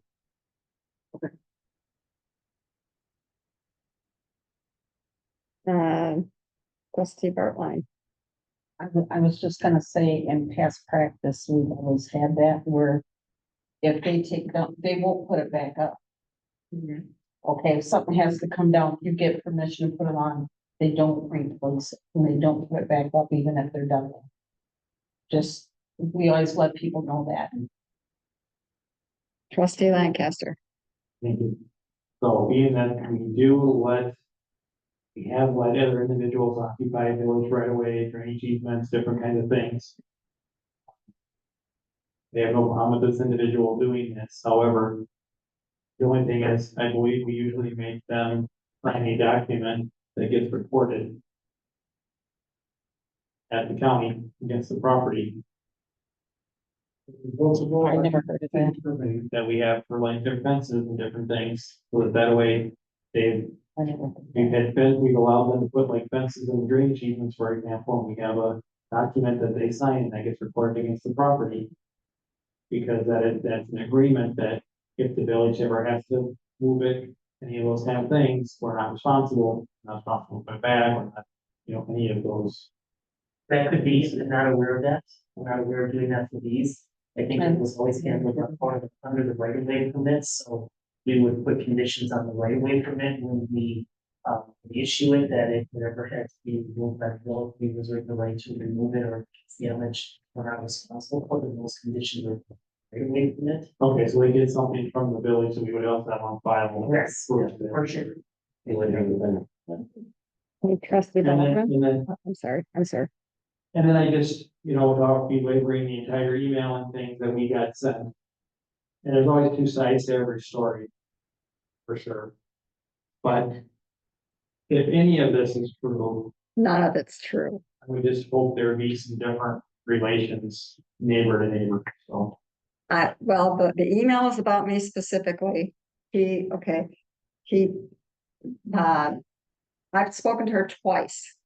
Total, 2 times. The first time I spoke to her is when she was pouring concrete without any building permits. Without any permits whatsoever. And she wanted to pour concrete on the culvert, right up to the roadway, the road right away. And I tried to explain to her that if she wanted to do that, she would have to apply for a variance. She screamed and yelled at me and ordered me off her property, which I immediately complied with. The next picture that you saw in that email that came where she says, I am harassing her contractor. Her contractor is Tom, who was married to a very good friend of mine that I've known Tom and Rachel for over 10 years. They're good friends of mine. He was not being harassed. He was venting to me about the fact that she hadn't gotten any of her permits. And he lost a day's worth of work because the stop order happened. But he was upset and telling me how upset he was about her. And I had actually, the day he showed up, given him permission, Tom, the contractor, permission to park on my property for his trucks. So rather than being harassing, I was helping Tom. The second time I've ever spoken to this person, I was called by the staff to come in and sign some paperwork. I think it was like a Thursday. I forget what day it was. Anyway, so I come in to the village hall and I see Vicky sitting at Josh's desk. She's got the phone away from her ear like this. And so I look at Josh, who's standing there, everybody's standing around watching Vicky hang on to this phone. And I went like this and he says, "What's your neighbor?" Our neighbor, my neighbor, has screamed at every single person in this office. And I mean scream. Tell me, correct me if I'm wrong, guys. I think you guys have all listened to it. Anyway, so she was angry because she thought Josh was preventing, she wanted to speak to a supervisor and demanded to speak to a supervisor, but Chad and Jeff were both gone. So I said, well, I'll talk to her. So Vicky transferred her to another phone. I sat down and I said, hello, I'm Allison Blackmer, village president. What can I do for you? And she says, are you the lady that lives across the street from me? And I said, yes, I am. And she hung up on me. That's the total extent of any conversation I've had with her. All right, Okay, let's move on now. well, This is all irrelevant right now. it is irrelevant, Well, but we got a long night yet. yes, but I also don't, trustee Lancaster brought up the letter. Although we don't have And- a dissertation. No, but I need to defend myself here too. So, bottom line is, yeah, she has PTSD. She admitted it in her letter and I'm done. So, and in light of all of that, I'm going to abstain from voting, just so you guys know. So, someone else, there's a motion by trustee Lancaster, second for what? What is your motion? I want to talk. Oh, you wanted to talk? Okay, trustee Brent, well, first is trustee Bowman. Back up as soon as I process the motion and the Okay. second. So once the motion, the second, I can proceed, then your cue for speaking comes right back. But it kind of temporarily pauses it until the motion is seconded. And then when it pops up with that disclaimer thing, it's because multiple people have pushed the second. Okay, so trustee Baldwin is first. Yeah, just a question that I had. I just saw something on social media that I believe we posted, the Village of Harrison, about signs in the right of way. So my thought is just either we allow stuff in the right of way or we don't, and we just posted on social media that you should, so I'm. The sign situation, not to belabor it, but the sign situation is a little different because our zoning ordinance specifically said you cannot do off-premise speech for business in public realm. Thank you. There's also you. Okay, trustee Brentmeyer, you have a comment? I guess, I'm looking at 500 feet or whatever. No, I bought my property, it was properly surveyed. Wasn't her property surveyed? It was, yes. But what is the student property line? I mean, It's a civil issue, and it doesn't involve, All here today. and it does not, the civil issue does not involve me. It's not my property. I don't own any property over so, there. Trustee Hanchke. Thank you. So she applied for, She applied for a right of way permit to construct to do the asphalt right of way apron, and then she wanted to amend the permit to put these wagon wheels in there, and we didn't have the authority to do that, so. it's just waiting. Yes, Thank you. Okay, so there's a motion and a sec. What is the motion? regulations that they'll follow. The conditions. And second by trustee Hanchke. Yeah, it's. All right, vote your ballot.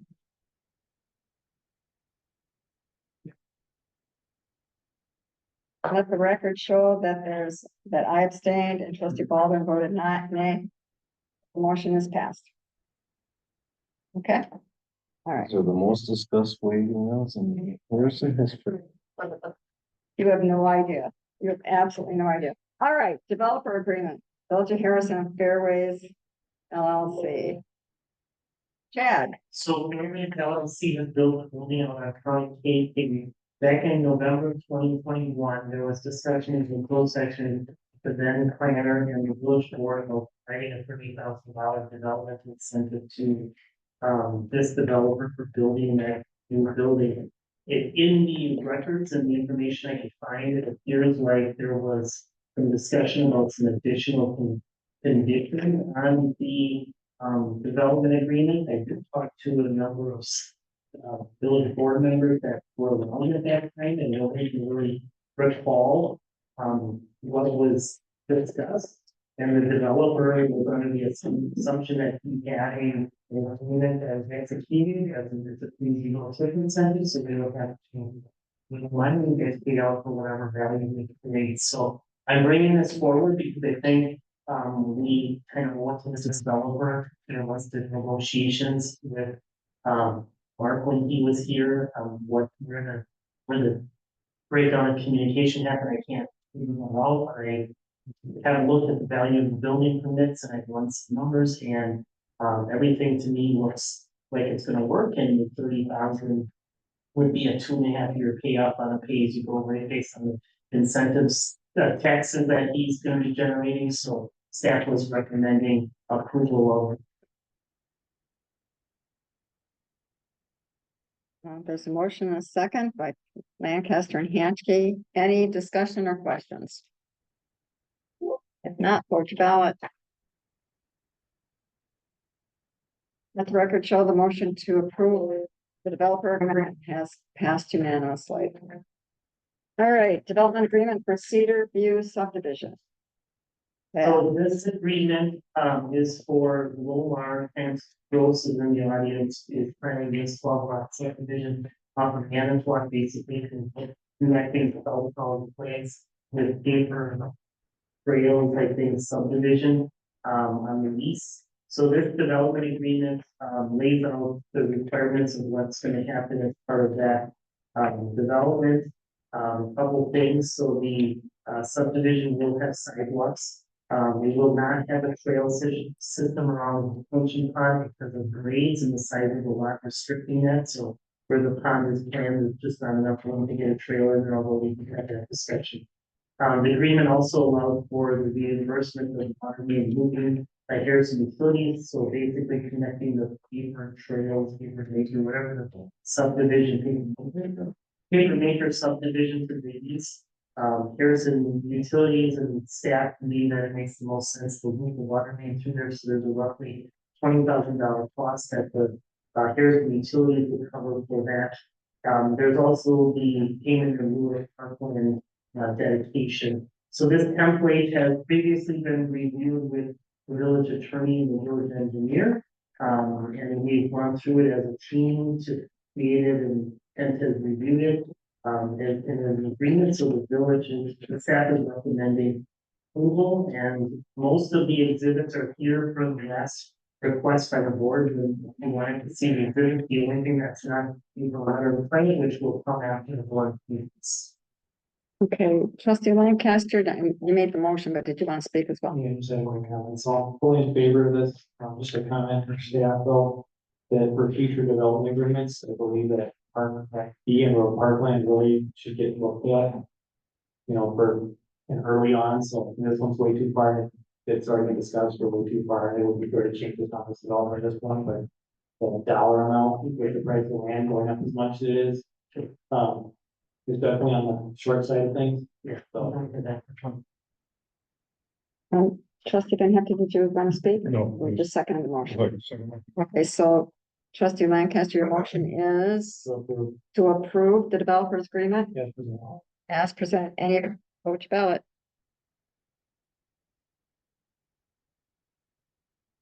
And the motion's passed unanimously. Very good. Okay. Russ, budget timeline. Budget timeline. Your Okay. your favorite. My favorite. So I developed a proposed or draft budget calendar. In reviewing the documents in the past, I don't know if the village board officially adopted a budget calendar, but my past experience has led me to get a calendar adopted before we begin the process. It's probably a little condensed, but I think it's doable.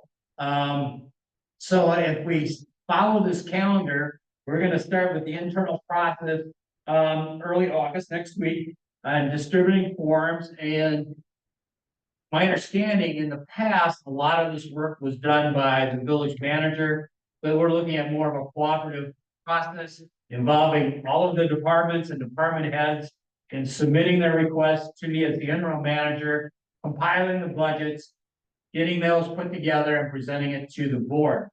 I would like to do that and present a proposed budget to the village board at the September 24th meeting, which is a little bit different process, but I'm trying to follow a similar process to what was done in the past.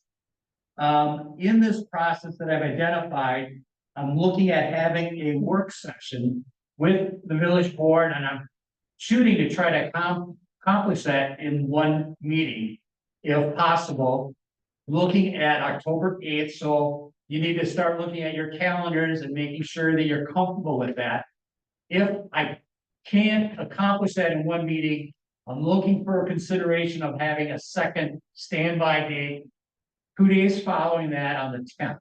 So that would only be if needed.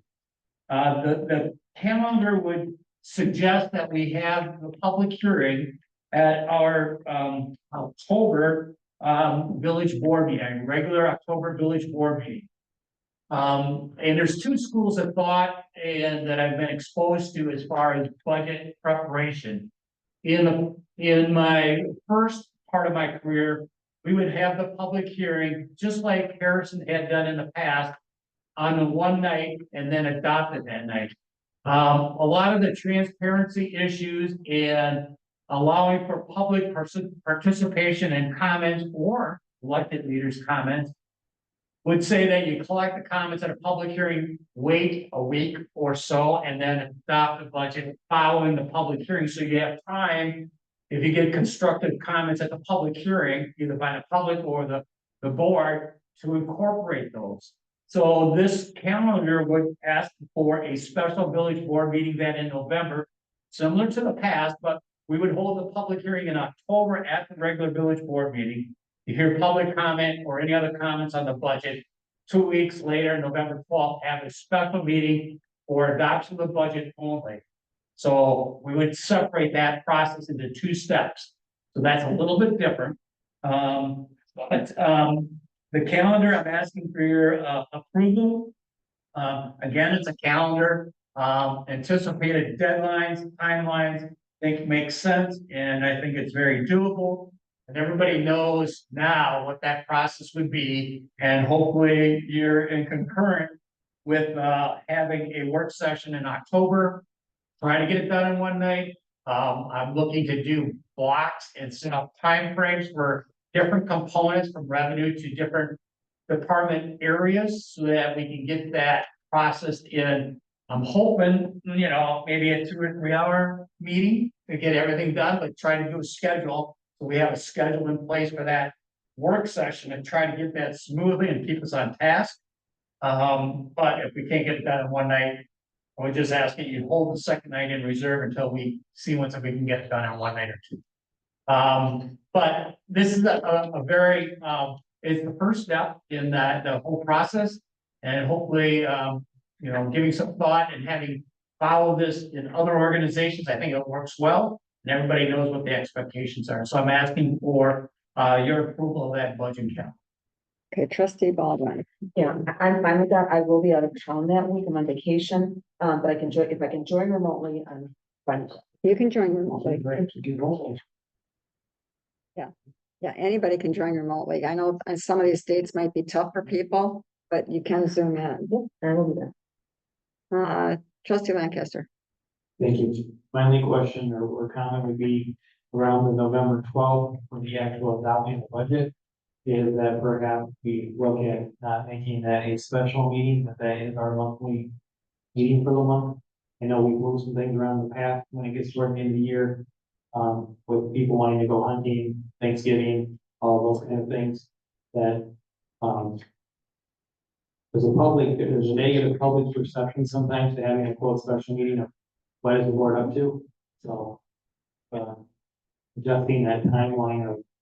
That might be too early, though. I think we have to adopt it by the 12th in order to make the other. No, I'm saying the 12th would be the village board meeting. That would be a board determination, but that's a good suggestion, and I don't know what the consensus of the board is. It's 2 weeks earlier than your normal meeting, but again, we're looking at hunting season and holiday season. And to be honest with you, there's a lot of work after the budget's adopted to get everything in place, to get to the county, to get the tax bills prepared. So waiting until your typical end of November timeframe for your village board meeting, I don't have a problem with plan accordingly. I think that could work. And two, standardizing, if this also, if the 12th is our normal meeting for the month, then there's not other things you guys have to prepare for another village board meeting. Now you can take that bank, now you got time to do all your tasks, you can do it around. Yeah, take the meeting.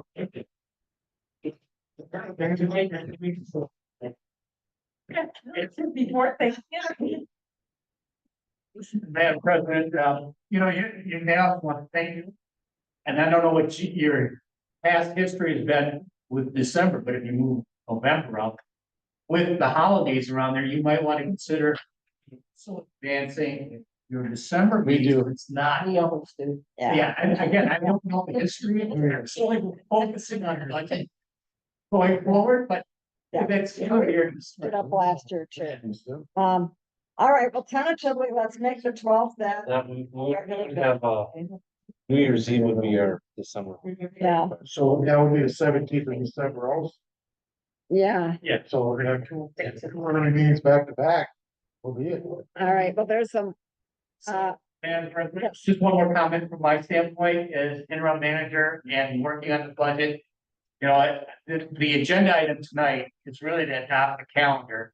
The decision on your November meeting should really be done as a separate agenda item at a separate meeting. Future meeting, so let's adopt the calendar, but those are good comments about November. right. Okay, so we have a motion by trustee Baldwin, second by Hanchke to adopt the calendar. Is that the motion? Yes. Prepare to vote your ballot. And the motion's carried unanimously. Very good. All right, Can we go through this next one? Henry, what? I think we went through the audit already. This is just the right? The audit? Yes. So if I can Yep, Chad. So, this is the final draft of the audit. We were, I think in the communication, there was discussion in one of, Russ's, reports that we are waiting for the final audit. We received the final audit on 15 today. I did get an email from our auditor at, 5:45 that said there was nothing substantial changed in the audit. It was more formatting between this draft and the final one that he just sent. So he's recommending approval of the 2023 financial statements and audited and we've seen in the past, because there's no real changes to it. It was just grammar and form. Okay. Questions, comments? Is there a motion? Motion by. Oh, I'm second. You're second. No, let's see. Motion by Hanchke, second by Baldwin. To approve the final audit or final draft?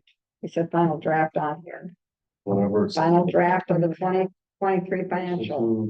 Final draft. All right, so vote your ballot. Well, it says motion to approve. Motion to approve. Trustee Lancaster, push your button. Okay, let the record show the motion is carried unanimously. All right. Okay. Possible action on plan commission makeup, Chad. The board had asked that this be brought forward at a future agenda item, so staff work with the village attorney to get an opinion of what state statute requires related to the makeup, and you can see that in the second paragraph. The first paragraph is what in the Harrison Municipal Code as it pertains to the makeup of the village planning commission. I guess, the statute does not require any board members to be on the commission, and the requirement is 3 of the 7 members are citizen members who are not city officials. So, I guess this is up to the discussion of the board as to what you feel is pertinent to do with this. You were just asked to bring this forward and wanted to share what's in the code and what's on in state statute. So, I think you got to push fix the buttons there. Okay, so trustee Lancaster. Motion or we just. So I'm gonna make a motion and then, Well, we don't even know what we're discussing. well, I'm gonna You make a have- motion and that can help me do equal discussion.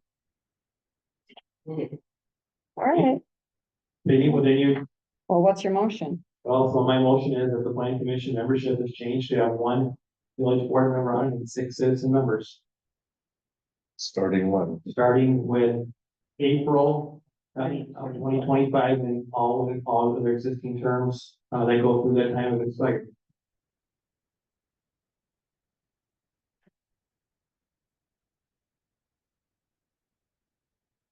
I All tried right, to, there you go. okay, now you can speak. Trustee Brantmeyer. So are all three current members board up in, Not on the planning no, I commission. know, the three, I'm up in 2025. okay, And I am. But Mark is not. Mark is not. Okay. Just trying to grasp when your term ended.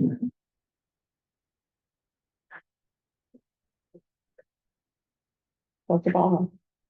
Just a question. Is that next? Yes, yeah. Just a question for trustee Lancaster. What's your thought process behind having just one? For Or I think, or I can answer that question. But it was- there's a lot of work, right? So I have researched what our surrounding communities do. And we are the odd man out with how many we have. The majority of our communities have between 0 and 2. Little Food, for example, had a 0.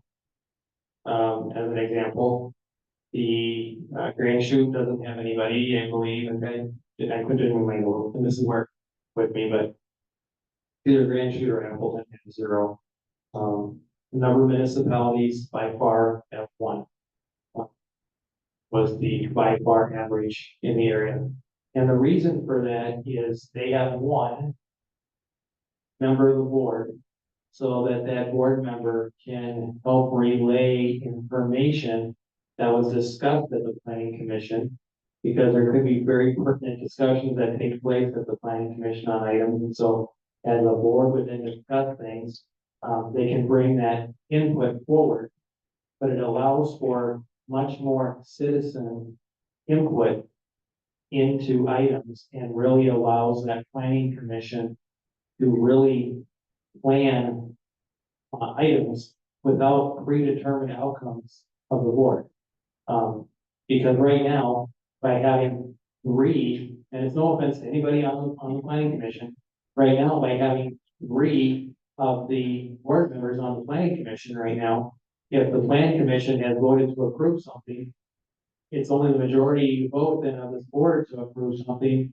It's pretty much predetermined that automatic approval and automatic rubber stamping of things, and we should have much more discussion and feel involved with the community more.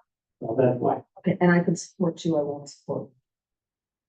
If I can just add a comment, if you go with the one, we're gonna have to come back and amend the village code, because the village code says the village board of trustees shall elect at least 2 members. Which we can do.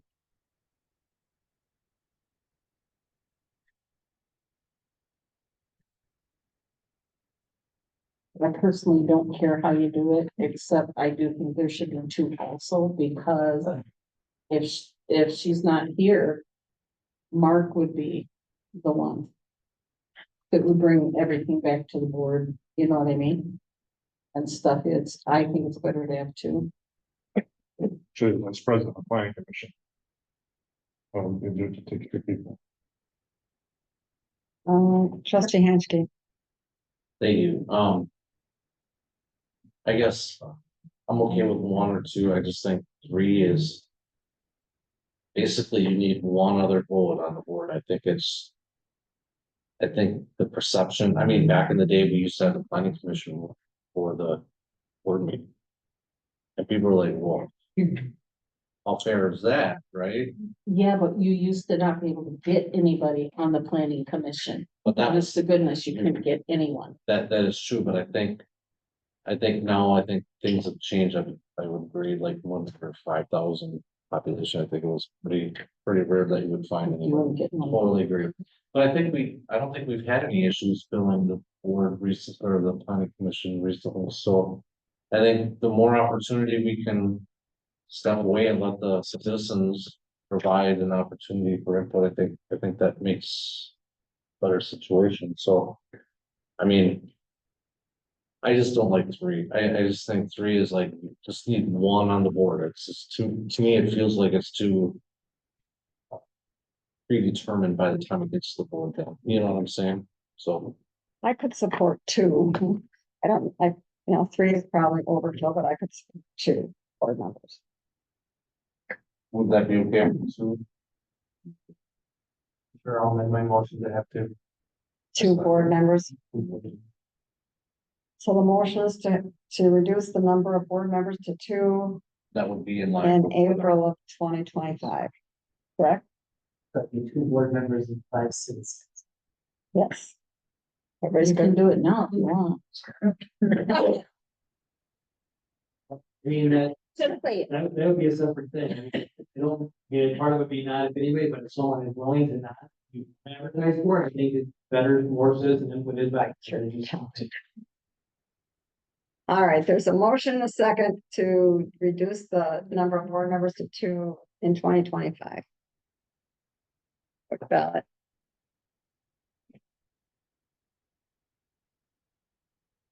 All right, there it goes, there it goes. Okay, let the record show the motion's carried unanimously. Okey-doke. Proposed village board visioning process. Chris.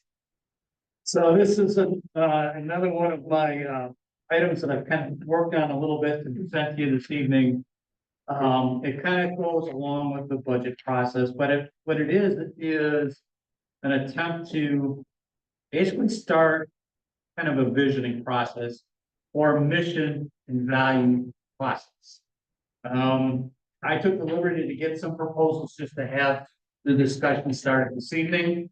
One thought process is to have that person focused on not a full-blown strategic plan, but just a little exercise to meet and collect your thoughts one-on-one in a survey, and then have a special meeting to talk about what do you see as long-range goal and mission of this organization going forward. And to have that collectively worked on by the board and by department heads.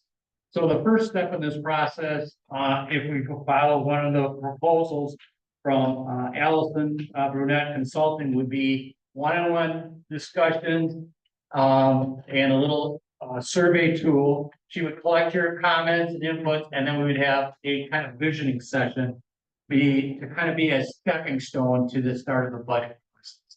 We could try to develop mission statement and values and how we want to go forward as an organization.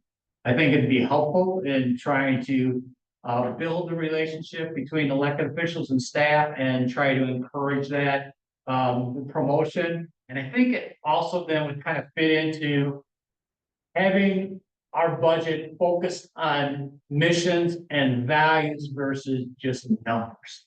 And a lot of organizations actually do a full-blown strategic plan and all these things, but this is kind of prelude to that. It would be up to the board if you really wanted to go through that process, but just to kind of focus on mission and values and the direction we wanted to go as an organization. So my suggestion is to start that process, to build that consensus and vision of how we want to move the organization forward and where do we want to direct our efforts. Okay, we have a motion by Brantmeyer, second by Hanchke. And is your motion to approve and accept the proposal? Yes. Any discussion? Oh, trustee Baldwin? Oh, there's already a motion to put that on. Okay, I take that down. All right. What, Julie, you gotta get it. Are we prepared to vote? All right. Okay, prepared to vote your ballot? All right, vote your ballot. Let the record show the motion for a visioning session has been approved unanimously. All right. Approval of Civic Plus social media archiving software, Chad. So this document is to contract with Civic Plus to provide some social media archiving software on the cloud. So right now, Village does not have a means to archive social media posts from both the Village social media account and Harrison Rescue. And if we were to get an open records request, we'd have to go back and do screenshots and try to retrieve all of those comments. So the comments and the posts and all of that kind of stuff. So to comply with open records request, it makes sense to do this. This was a referral, somebody a referral from our IT contractor. And civic fund services are being used in Village, Kimberly, Green Bay, and other Wisconsin communities. And then a reoccurring cost of $7,188 budgeted annually, but staff believes that this is the easiest and best way to move forward in case we are subject to local record requests. We can easily comply. Okay, there's a motion and a second by trustee Baldwin and Brantmeyer. Is the motion to approve? Yes. Are you prepared to vote ballot? All right. Let the record show the motion is carried unanimously.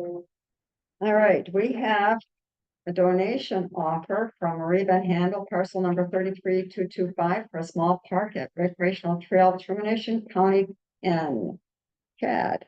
So the family of Marie have contacted village staff about her interest in wanting to donate this parcel. So if you look on the aerial map, the last document, you had to highlight where this parcel is. It's currently incorporated basically on larger village accounts and one parcel of pension funds in the trail. They've advertised this parcel for sale as commercial, but they have not been able to get access of county and from the county. So they're looking at donating that to the village. And we believe it's step to us. To own that, given that we own all the property around it, and we can kind of maintain its local stuff up on the end. So, the only request that they have is that we would put a memorial bench there, in honor of the family, and then we would pay the cost for, the closing costs for whatever it takes to close this property. So staff was recommending approval and funding the roughly $3,500 in the parking. All right, there's a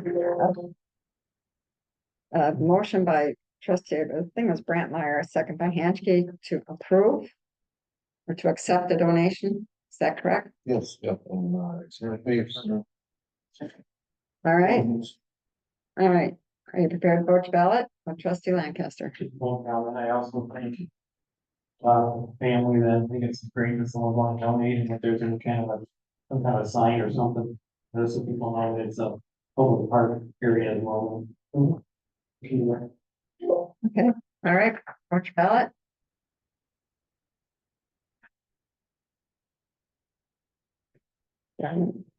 Record show the motion to accept has been passed unanimously. Okay. Village issued phone numbers for board members. Chad. So this is a request that we determine that the way we currently accept private, the way we open records requests work and private cell numbers work. It was brought forward that we would assign village issued numbers to each of the board members. And then you could forward that to your personal cell phone, but that means you're gonna have a record of incoming calls that are being made on those phones.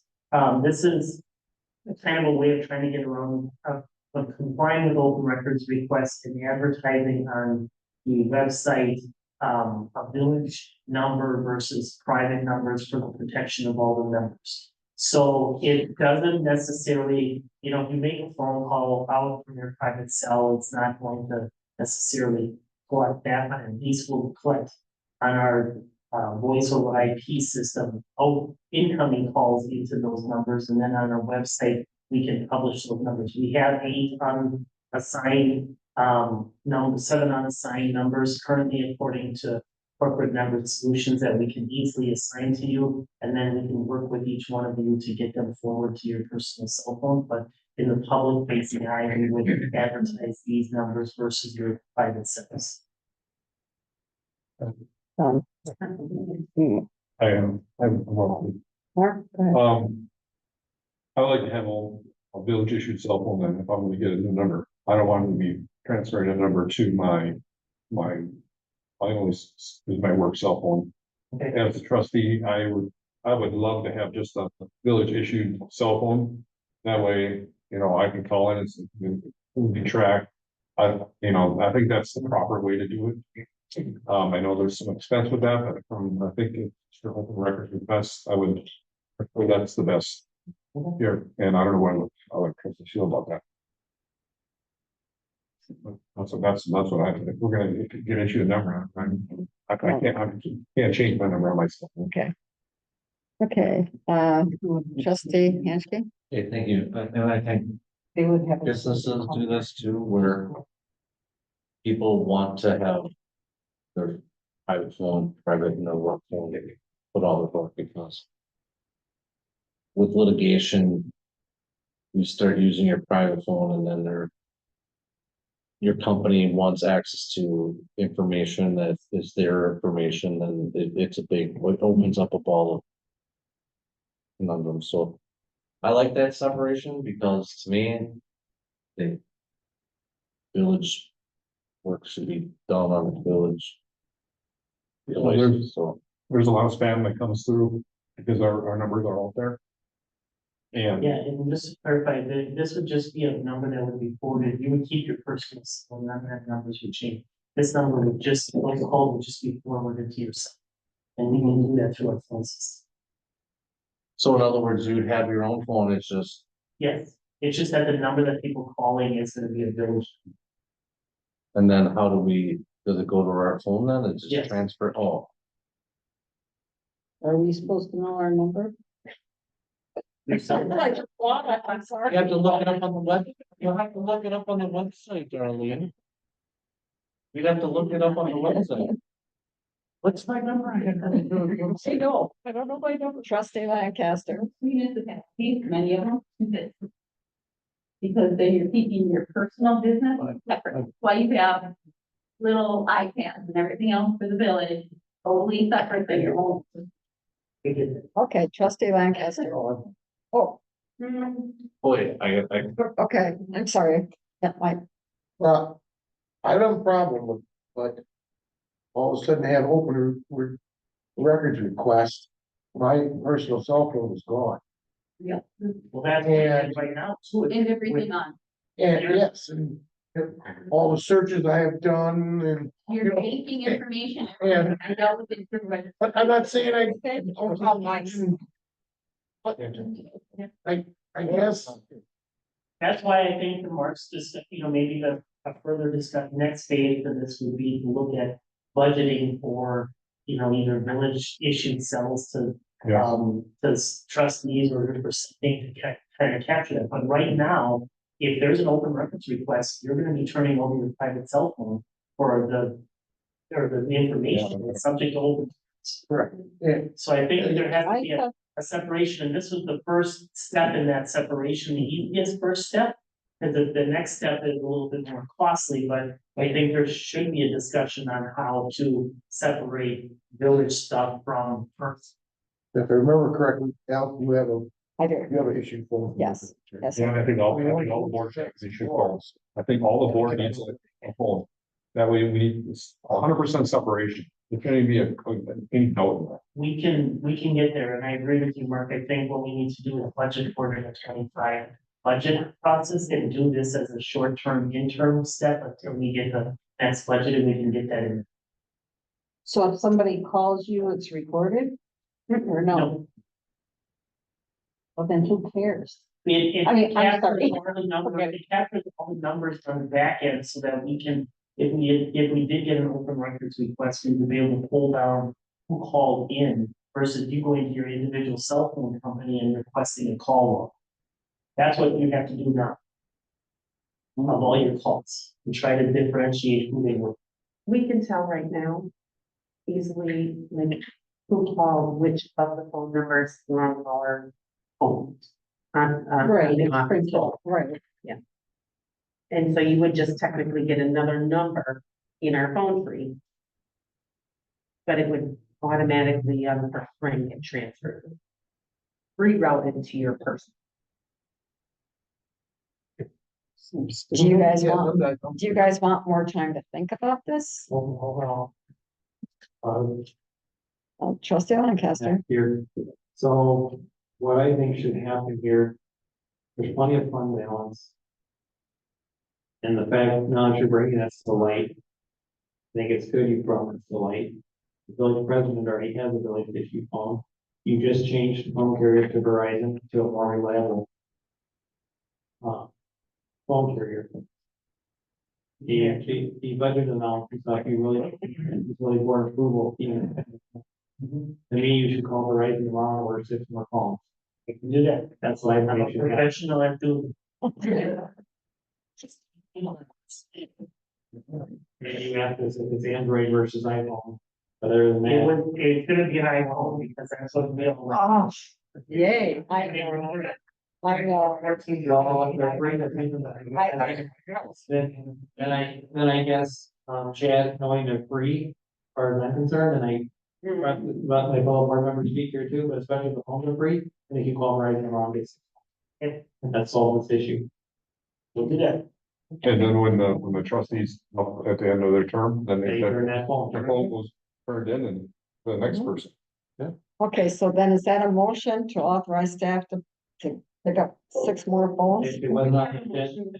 I don't know if we even can because it wasn't on the That agenda wasn't that on the way. agenda. But I don't think, what I'm saying is, I don't think we even need a motion. I mean, it's well within staff's right to spend money anyway, and we're not, I mean, the phones are free, so we're talking, Well, then we need the motion second to be removed. oh, well, that, yes, and then staff just said, here you go, by the way, here's your phone, they just handed it to us, in the story. But that works. Okay, Actually, should just take off village instead of phone numbers, just delete the numbers. Your line let's item, see, will- issue village phones to board members. Yeah, right? yes. Good. Okay, so the motion would be to authorize staff to issue village phones to board members for future open. Did I need Mr. Attorney guy? I mean, give that a motion. So who had the motion? It was trustee Baldwin and Baldwin and Handshake. Are you good with that, Julie? Yes, I am. All right. Everybody understand the motion is just to issue phones, board members? All right, vote ballot.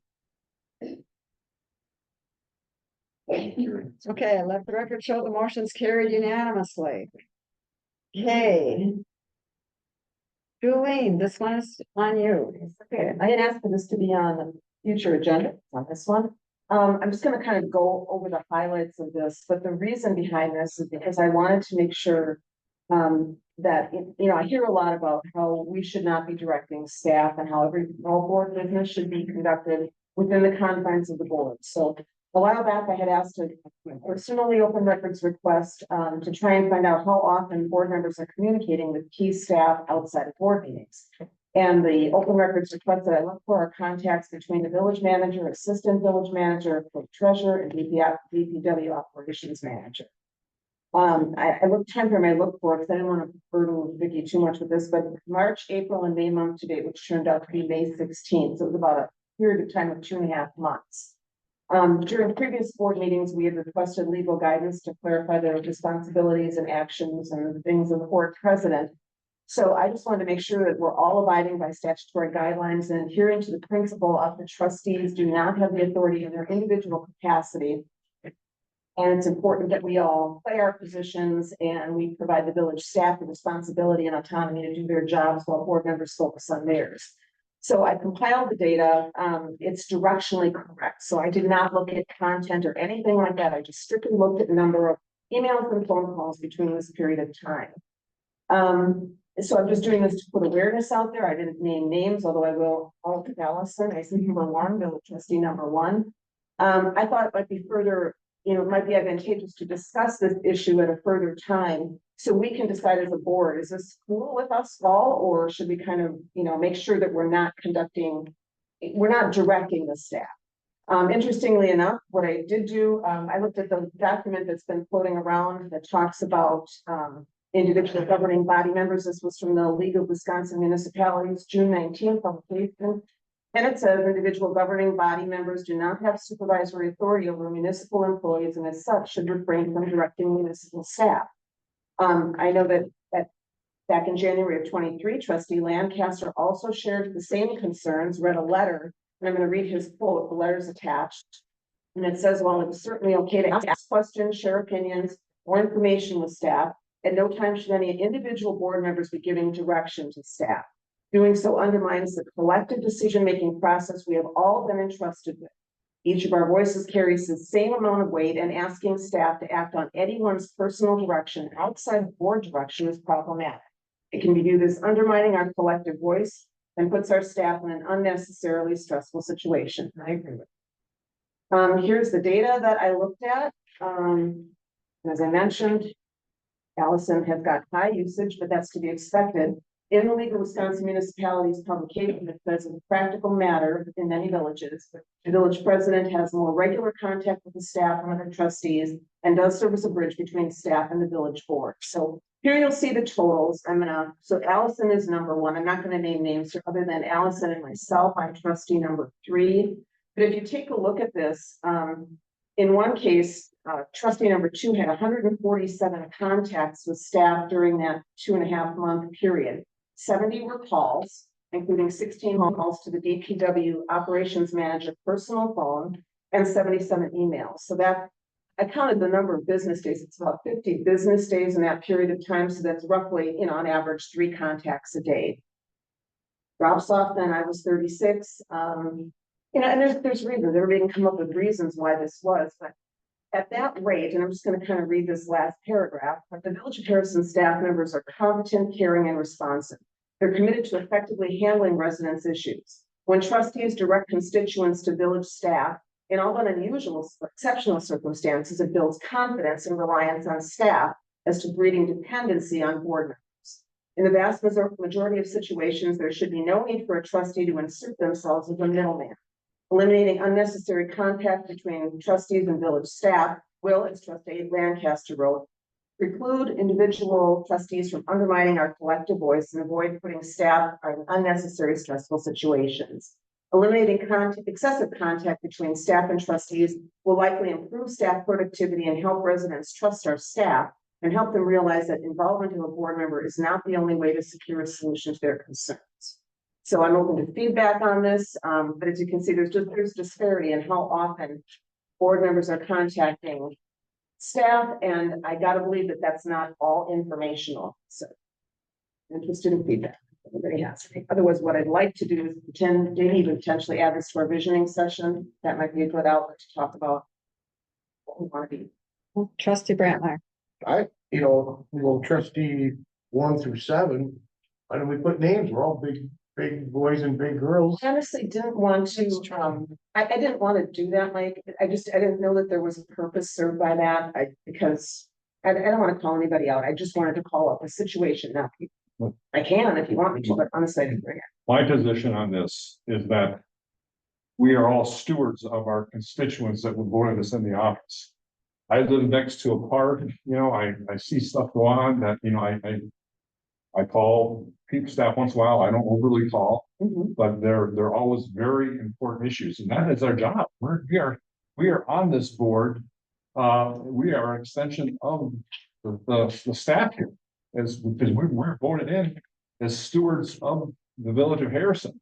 So there has to be checks and balances, and we are the balances versus the checks. So I also agree that, we can't be micromanaging staff, and that we have to be cognizant of that, but on the average side, I still want to encourage communication, but we shouldn't be going overboard with that. Yeah. But only when it's constructive, and that, that's my take on it. Yeah, I agree. I'm going to give you a reference to an email that I received. I get a lot of emails from people too, and I respond to the emails, but I always try and, steer them back to the people who are going to be able to handle the problem. And the person that emailed several of us trustees, emailed me back after I, pointed them in the right direction and said, well, can you kind of use your influence to get this done? And it's like, I shouldn't have to.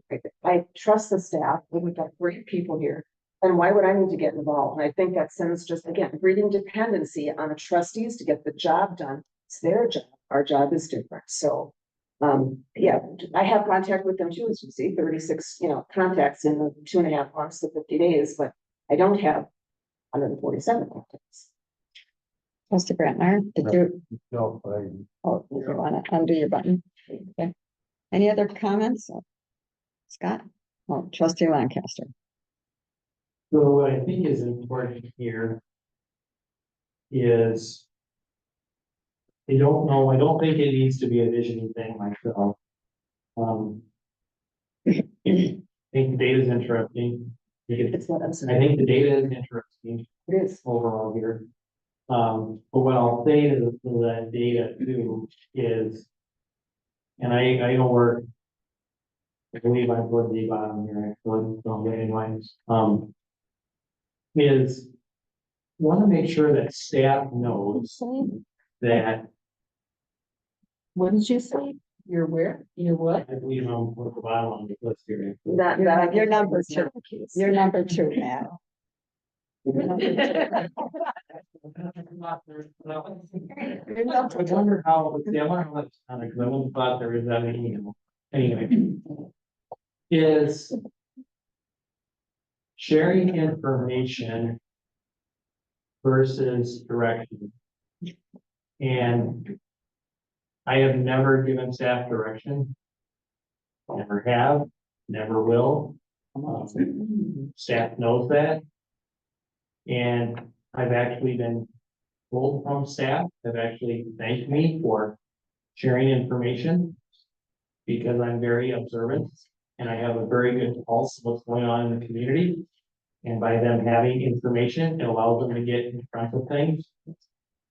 So, and to Mark's point, we as elected officials, we are elected by the people to be there for them, to be there every time they want to get to us.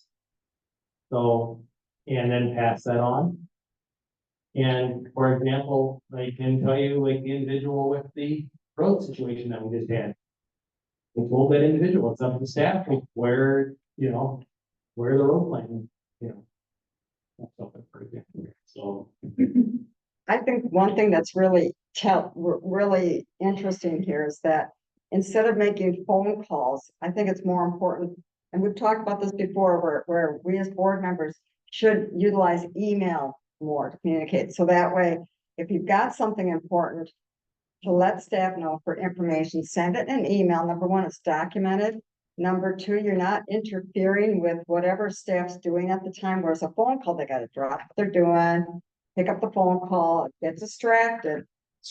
And it's not documented. So here again, if you're doing emails, and I think the majority of us are doing more emails than we are doing phone calls, which is proper procedure, because that's documented. Staff can address your question in its entirety and have good solid answers for you, and you're not disturbing their workflow. So I think if we can flip that and get away from phone calls and focus on the email, we'll be further ahead. And not to direct, I guess that's the main thing about this, because they got too much to do to have to not, to manage us too. It's not fair. And Scott? Mike? You know, I'm not trying to defend myself at all. I know Jeff and I, if I have a problem with a fire truck, I call Jeff immediately. Sure. And stuff, and I know a majority of calls, I have no idea what I'm on the list. I know the majority of calls, I call Jeff, But that's different because your staff talking to staff. Okay, you're not really doing that as a village board member because you're deputy chief. Correct. So that's different. So you should be talking to Jeff and you should be talking to Jerry. I mean, that's your job. So that's different. You're safe, safe. All right, you're safe. Jeff, I just wanted to ask you a question because I wanted to clarify something from Jeff. He's not. Yeah, I like how they listen to me. No, I'm just kidding. But anyway, when someone calls you out of hours, there's a follow-up pay now. I think we did that at the May meeting, if I'm not mistaken. They're all. Okay, what is that? I mean, you're entitled every time you have a pay. Here's the thing, if I get a call and it's not always, I'm not gonna turn in them calls. It's supposed to be a 2-hour call. I don't do that. But you should. Yes, and does it make sense? You know what I'm saying? I do, but It's like, if it's a 2-minute phone call, it doesn't, to me, it doesn't make sense. Perfect example with a Black-Terran fire truck at 10 o'clock at night. right. And I called Jeff Who do I call? Right. No, he directed me to the. But that's different again, because you're working as deputy chief. Okay. Okay. One thing I would just say is that we do have a separate dedicated on-call phone now. Yes. So there's always somebody that will pick it up, and it's not always, doesn't always have to be Jeff. Other staff that are on call, they change the location, so we can share that number with everybody, and if you have a specific issue that needs to be, or a general, toilet is backing up at Darling Park, you don't have to call Jeff on that, you can call the on-call number, and somebody will get back to you, or you can call the sheriff's department and have them contact the on-call person at Public Works. So there is a means and a dedicated line now for the on-call. Okay, the last thing I want to say then, and I think I'm just gonna let this die, but I mean, I would never have to put you guys on the spot to say, oh my gosh, yes, this is happening or this isn't happening, but there could come a time where, we look at content to see if there is direction to provide it, because I just think that's not our job. Thank you guys. Okay. We are running late, so are we ready to move on, guys? Yeah. Okay. Before Jeff falls asleep on us over there. Thank you, Julie. Okay, certificate of payment for number 1 and change order number 1, 2024 asphalt street resurfacing program. Chad. So the payment for $403,000 is your typical payment for that multi-million-dollar contract.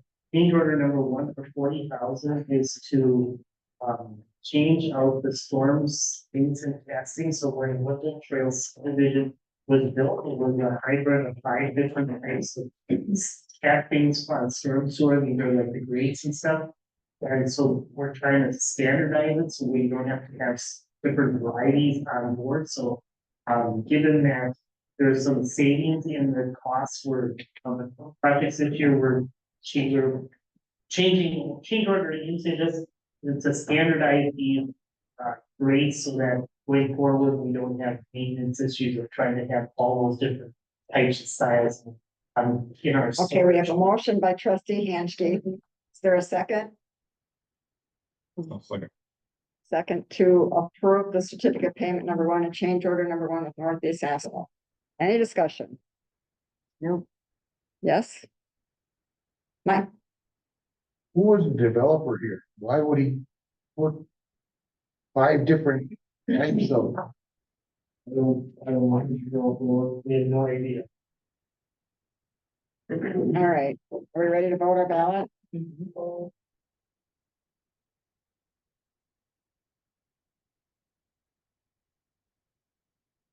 Let the record show the motion has been passed unanimously. All right, update on Cottonwood Creek subdivision drainage issues, Chad. So we just at the last board meeting, we talked about this and the issues, and the board had directed us to work with the homeowners to get support basically to install through such assessment a mini storm collection system. So we created a survey monkey and sent out letters to 52 property owners. 36 people took the survey. You can see from the results, 62% of the residents do not support the installation of a mini storm sewer system, and 94% do not support special assessments. A number of comments in the survey were around that people expect there to be water in the ditches. They don't know why. There's concern with the design, although they know that the parents really made it doing additional work. So they think some of the issues may be related to the way people are maintaining these ditches. So I had a discussion with Jeff whether the public works staff could go in and mow these ditches twice a year just to make sure that the water can flow in there, and then at this point really do nothing more with it until it would become more of a problem, because right now it's clear that the ownership in that neighborhood does not have an interest in spending their money to install the system. So based on those results of the survey, that staff is recommending that we not proceed with repairs at this time, and just public works maintain the ditches if they need to, and see where that is. Trustee Lancaster. Thank you. So 2 questions. One, is there any merit in this project made this worse? I read through a lot of comments in the neighborhood feel that this project made it worse, or is it just because we got? Well, Perception. I don't believe it's made it worse. There was a lot of buried tile line in that first subdivision. So what happened was when we did our ditching, tile came out. Now you can see the water. Tile was hiding the water. So the people, the water's there, it's draining. It just takes, if they're ditches, it takes time for them to drain. But what's going on is there's the individuals out there, homeowners, that are not mowing, not weed eating, they're not doing anything with their ditches. Some of them, not all of them. So it's not, I mean, it's running, but it's not running the way it should. So then the follow-up question to that would be to, I'm conscious about setting a precedent where now you're starting to mow some ditches versus fairness of the ability to be mowing more ditches type of a thing. Would a better solution, I don't know what these cost, but there's those concrete pans in the bottom of, some of the subdivisions have in the ditches.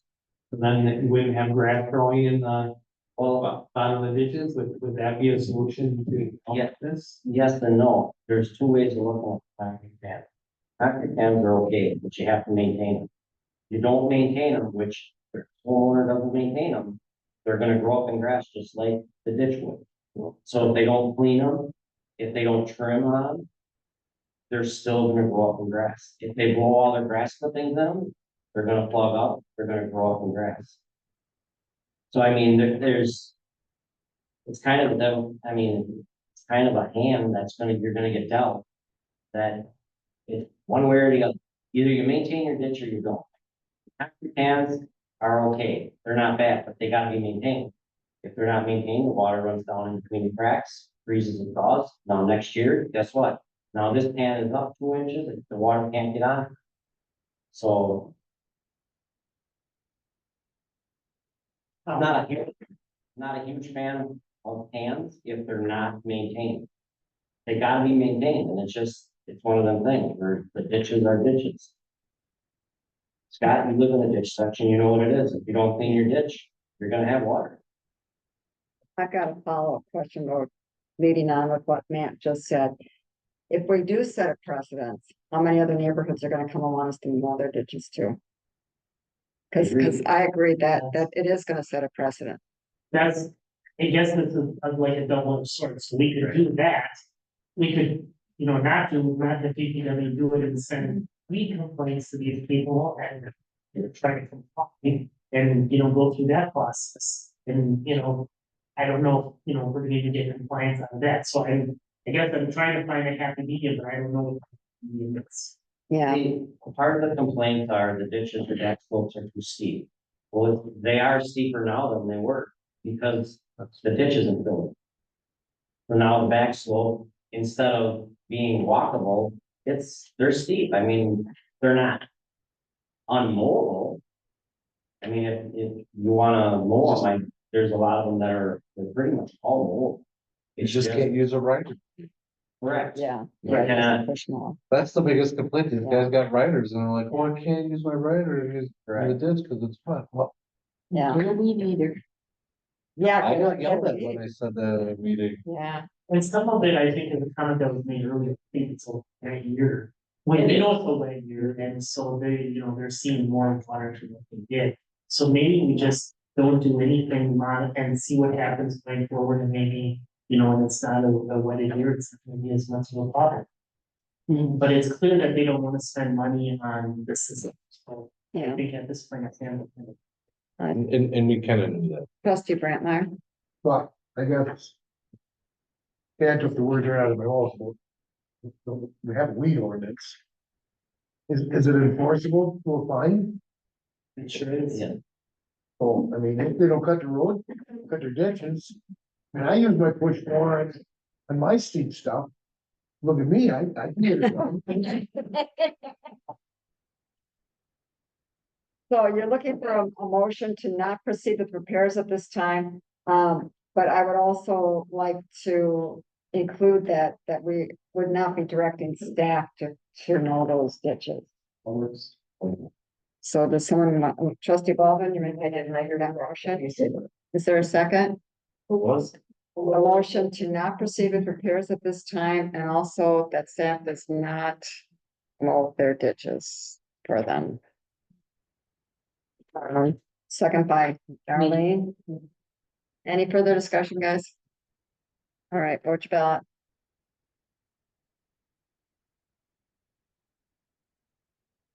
Julian, you gotta push a button. Okay, let the record show to not proceed. It's passed unanimously. Okay, removal of dead ash trees at Dartwood Community Park. Chad. So the board had discussion prior about this, so we, Beth and I, and Parks Department, met with three companies, Trios, Cushman, Tree Service, and Jack's Landscape. We came to bid in the first two, we did not receive anything from Jack's Landscape. It's a deferring, kind of box scenario, if you will, so Trios believes they're gonna come to 250 trees. Cushman believes they're gonna cut 150 trees. So at this point, staff is recommending proceeding with Trios for the 250 trees or whatever at the $31,762. And what happens is basically the trees around the three sides of the Dogway Forest, if you will, so the east, south, and west. And it's basically the first 15 to 20 feet in of all the ash trees that you can see that could tip over onto the trail if the wind grabbed them, then they could become a potential safety. A second phase of this project is gonna be to get in there and deal with more of them, there's one of them, but this is a starting point, so staff was recommending moving forward, I think this is gonna frankly have to be funded out of the fund balance of either the capital outlay or the general fund, because we can't use park impact fees because it's a maintenance. Trustee Lancaster. Ready, got some quotes, we'll do something very night. The question I have is, will there be any savings in letting them ship for different reasons and leave it on the forest floor versus hauling it away? I don't think these companies have the capabilities to chip these very large trees. The smaller ones they would, but the large ones, I don't think they're gonna, I think they're gonna have to load it up before it's. Yeah, man, there's a lot of like this. Okay. I mean, there's Well, there's a motion and a second by trustee Van Hefty and trustee Baldwin to award the bid. Yep. Any other discussion? Vote your ballot. And the motion's carried unanimously. All right, future agenda items, Julie, was there something you wanted? Yes, I did want to add, help me with the wording on this, Vicky, if you could please, but just adding to the future agenda item, how we add future agenda items. Be an amendment. That's. And how to add. With it, we just. Like, does, and I don't know if the attorney can help out on this, does that have to be a narrow item or can it be loose where review the board rules general or does it gotta be specific? I think we have to cite each specific item we're changing. I would think so. Yeah. Yeah, you can't just unilaterally say anything. It has to be noticed properly. No, you need to cite each item you're gonna change with the board rules. So, okay. Are we ready to go into closed session? Pardon? Have a future agenda item as well. Okay. So it was already on here, but I think we need to set in light of, now I didn't know it was on the agenda tonight, I think we need to discuss sooner than later, so I would like to have a discussion about RS2 zoning and our next board meeting. Well, what? A discussion about RS2 zoning and our next meeting.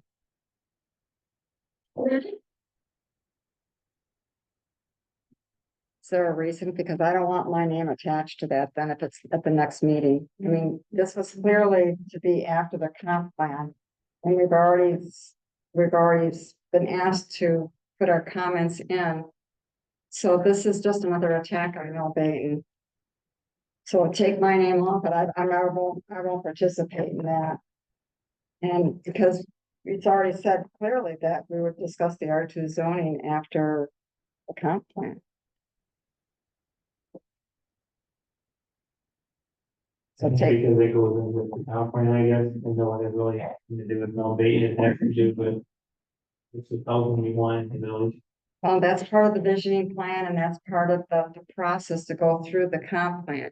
And you've got your homework assignment, everybody's got their homework assignment that's due to Chad next week, right?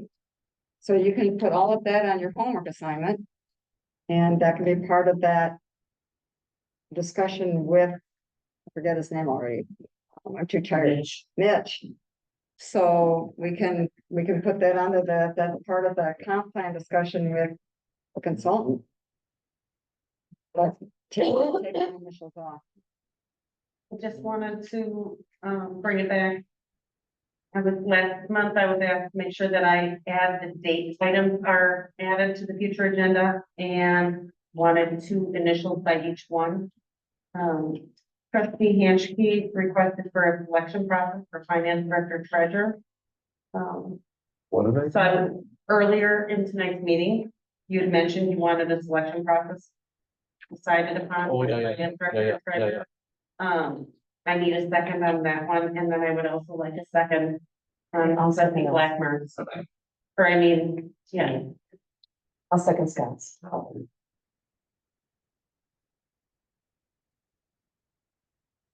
I need a second for the amending for the adding items to an agenda. Oh, Thank you. I have one question. I've got on my calendar that on August 7th, there's a 10:30 AM board review. Yes, ma'am. And I have to be here for that, right? Yes, I have your And agenda. who else is gonna be here? I have, Okay, I have so- extra agendas. I brought them with me today. I gave them to the other 2 board members. Okay. But if any of the other trustees wanted a copy of the board of review agenda. I just wanted to make sure. You do. All right, are we good to go into closed session, guys? Just a real quick briefing on the future agenda, and there was an item on the preparing policy that actually is gonna be incorporated into the employee handbook, and the goal is to bring the employee handbook back to the board for approval in August. Okay. Trustee Lancaster? Thank you. I'll just, from a date, we're keeping dates current here. For the interceptors for the stations 4 and 6. Can you move that out to maybe, October, November timeframe, so we'll get the chapter 30 approved, and then we can start, these and come up with. They should be really like money. Yeah, that's fine. Did you catch that? No, I did not. I'm sorry. Over November for this. Interceptors. For For the interceptors. years. Okay, now can we go into closed session? Motion to go into closed session. Right. When, just to close the loop, I guess. How you're explaining things, Allison, I'm fine with the earth and going as is. Okay. Part of that. Okay. All right, there's a motion by Dewey and a second by Darlene to go into closed session. Roll call vote. Oh, I. Aye. I, Aye. And it's unanimous. Okay, we are in closed session, guys. I need a quick bathroom break. yeah. All right. You do? Any leftovers from supper or what? No, I tried something, I could. Put supper, yeah, supper here. I didn't, I just.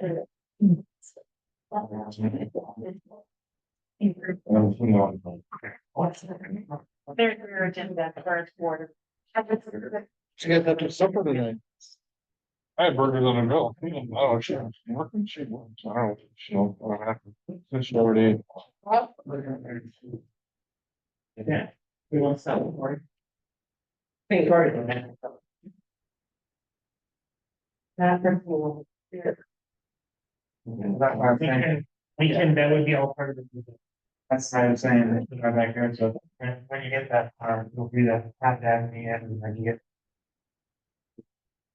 For you.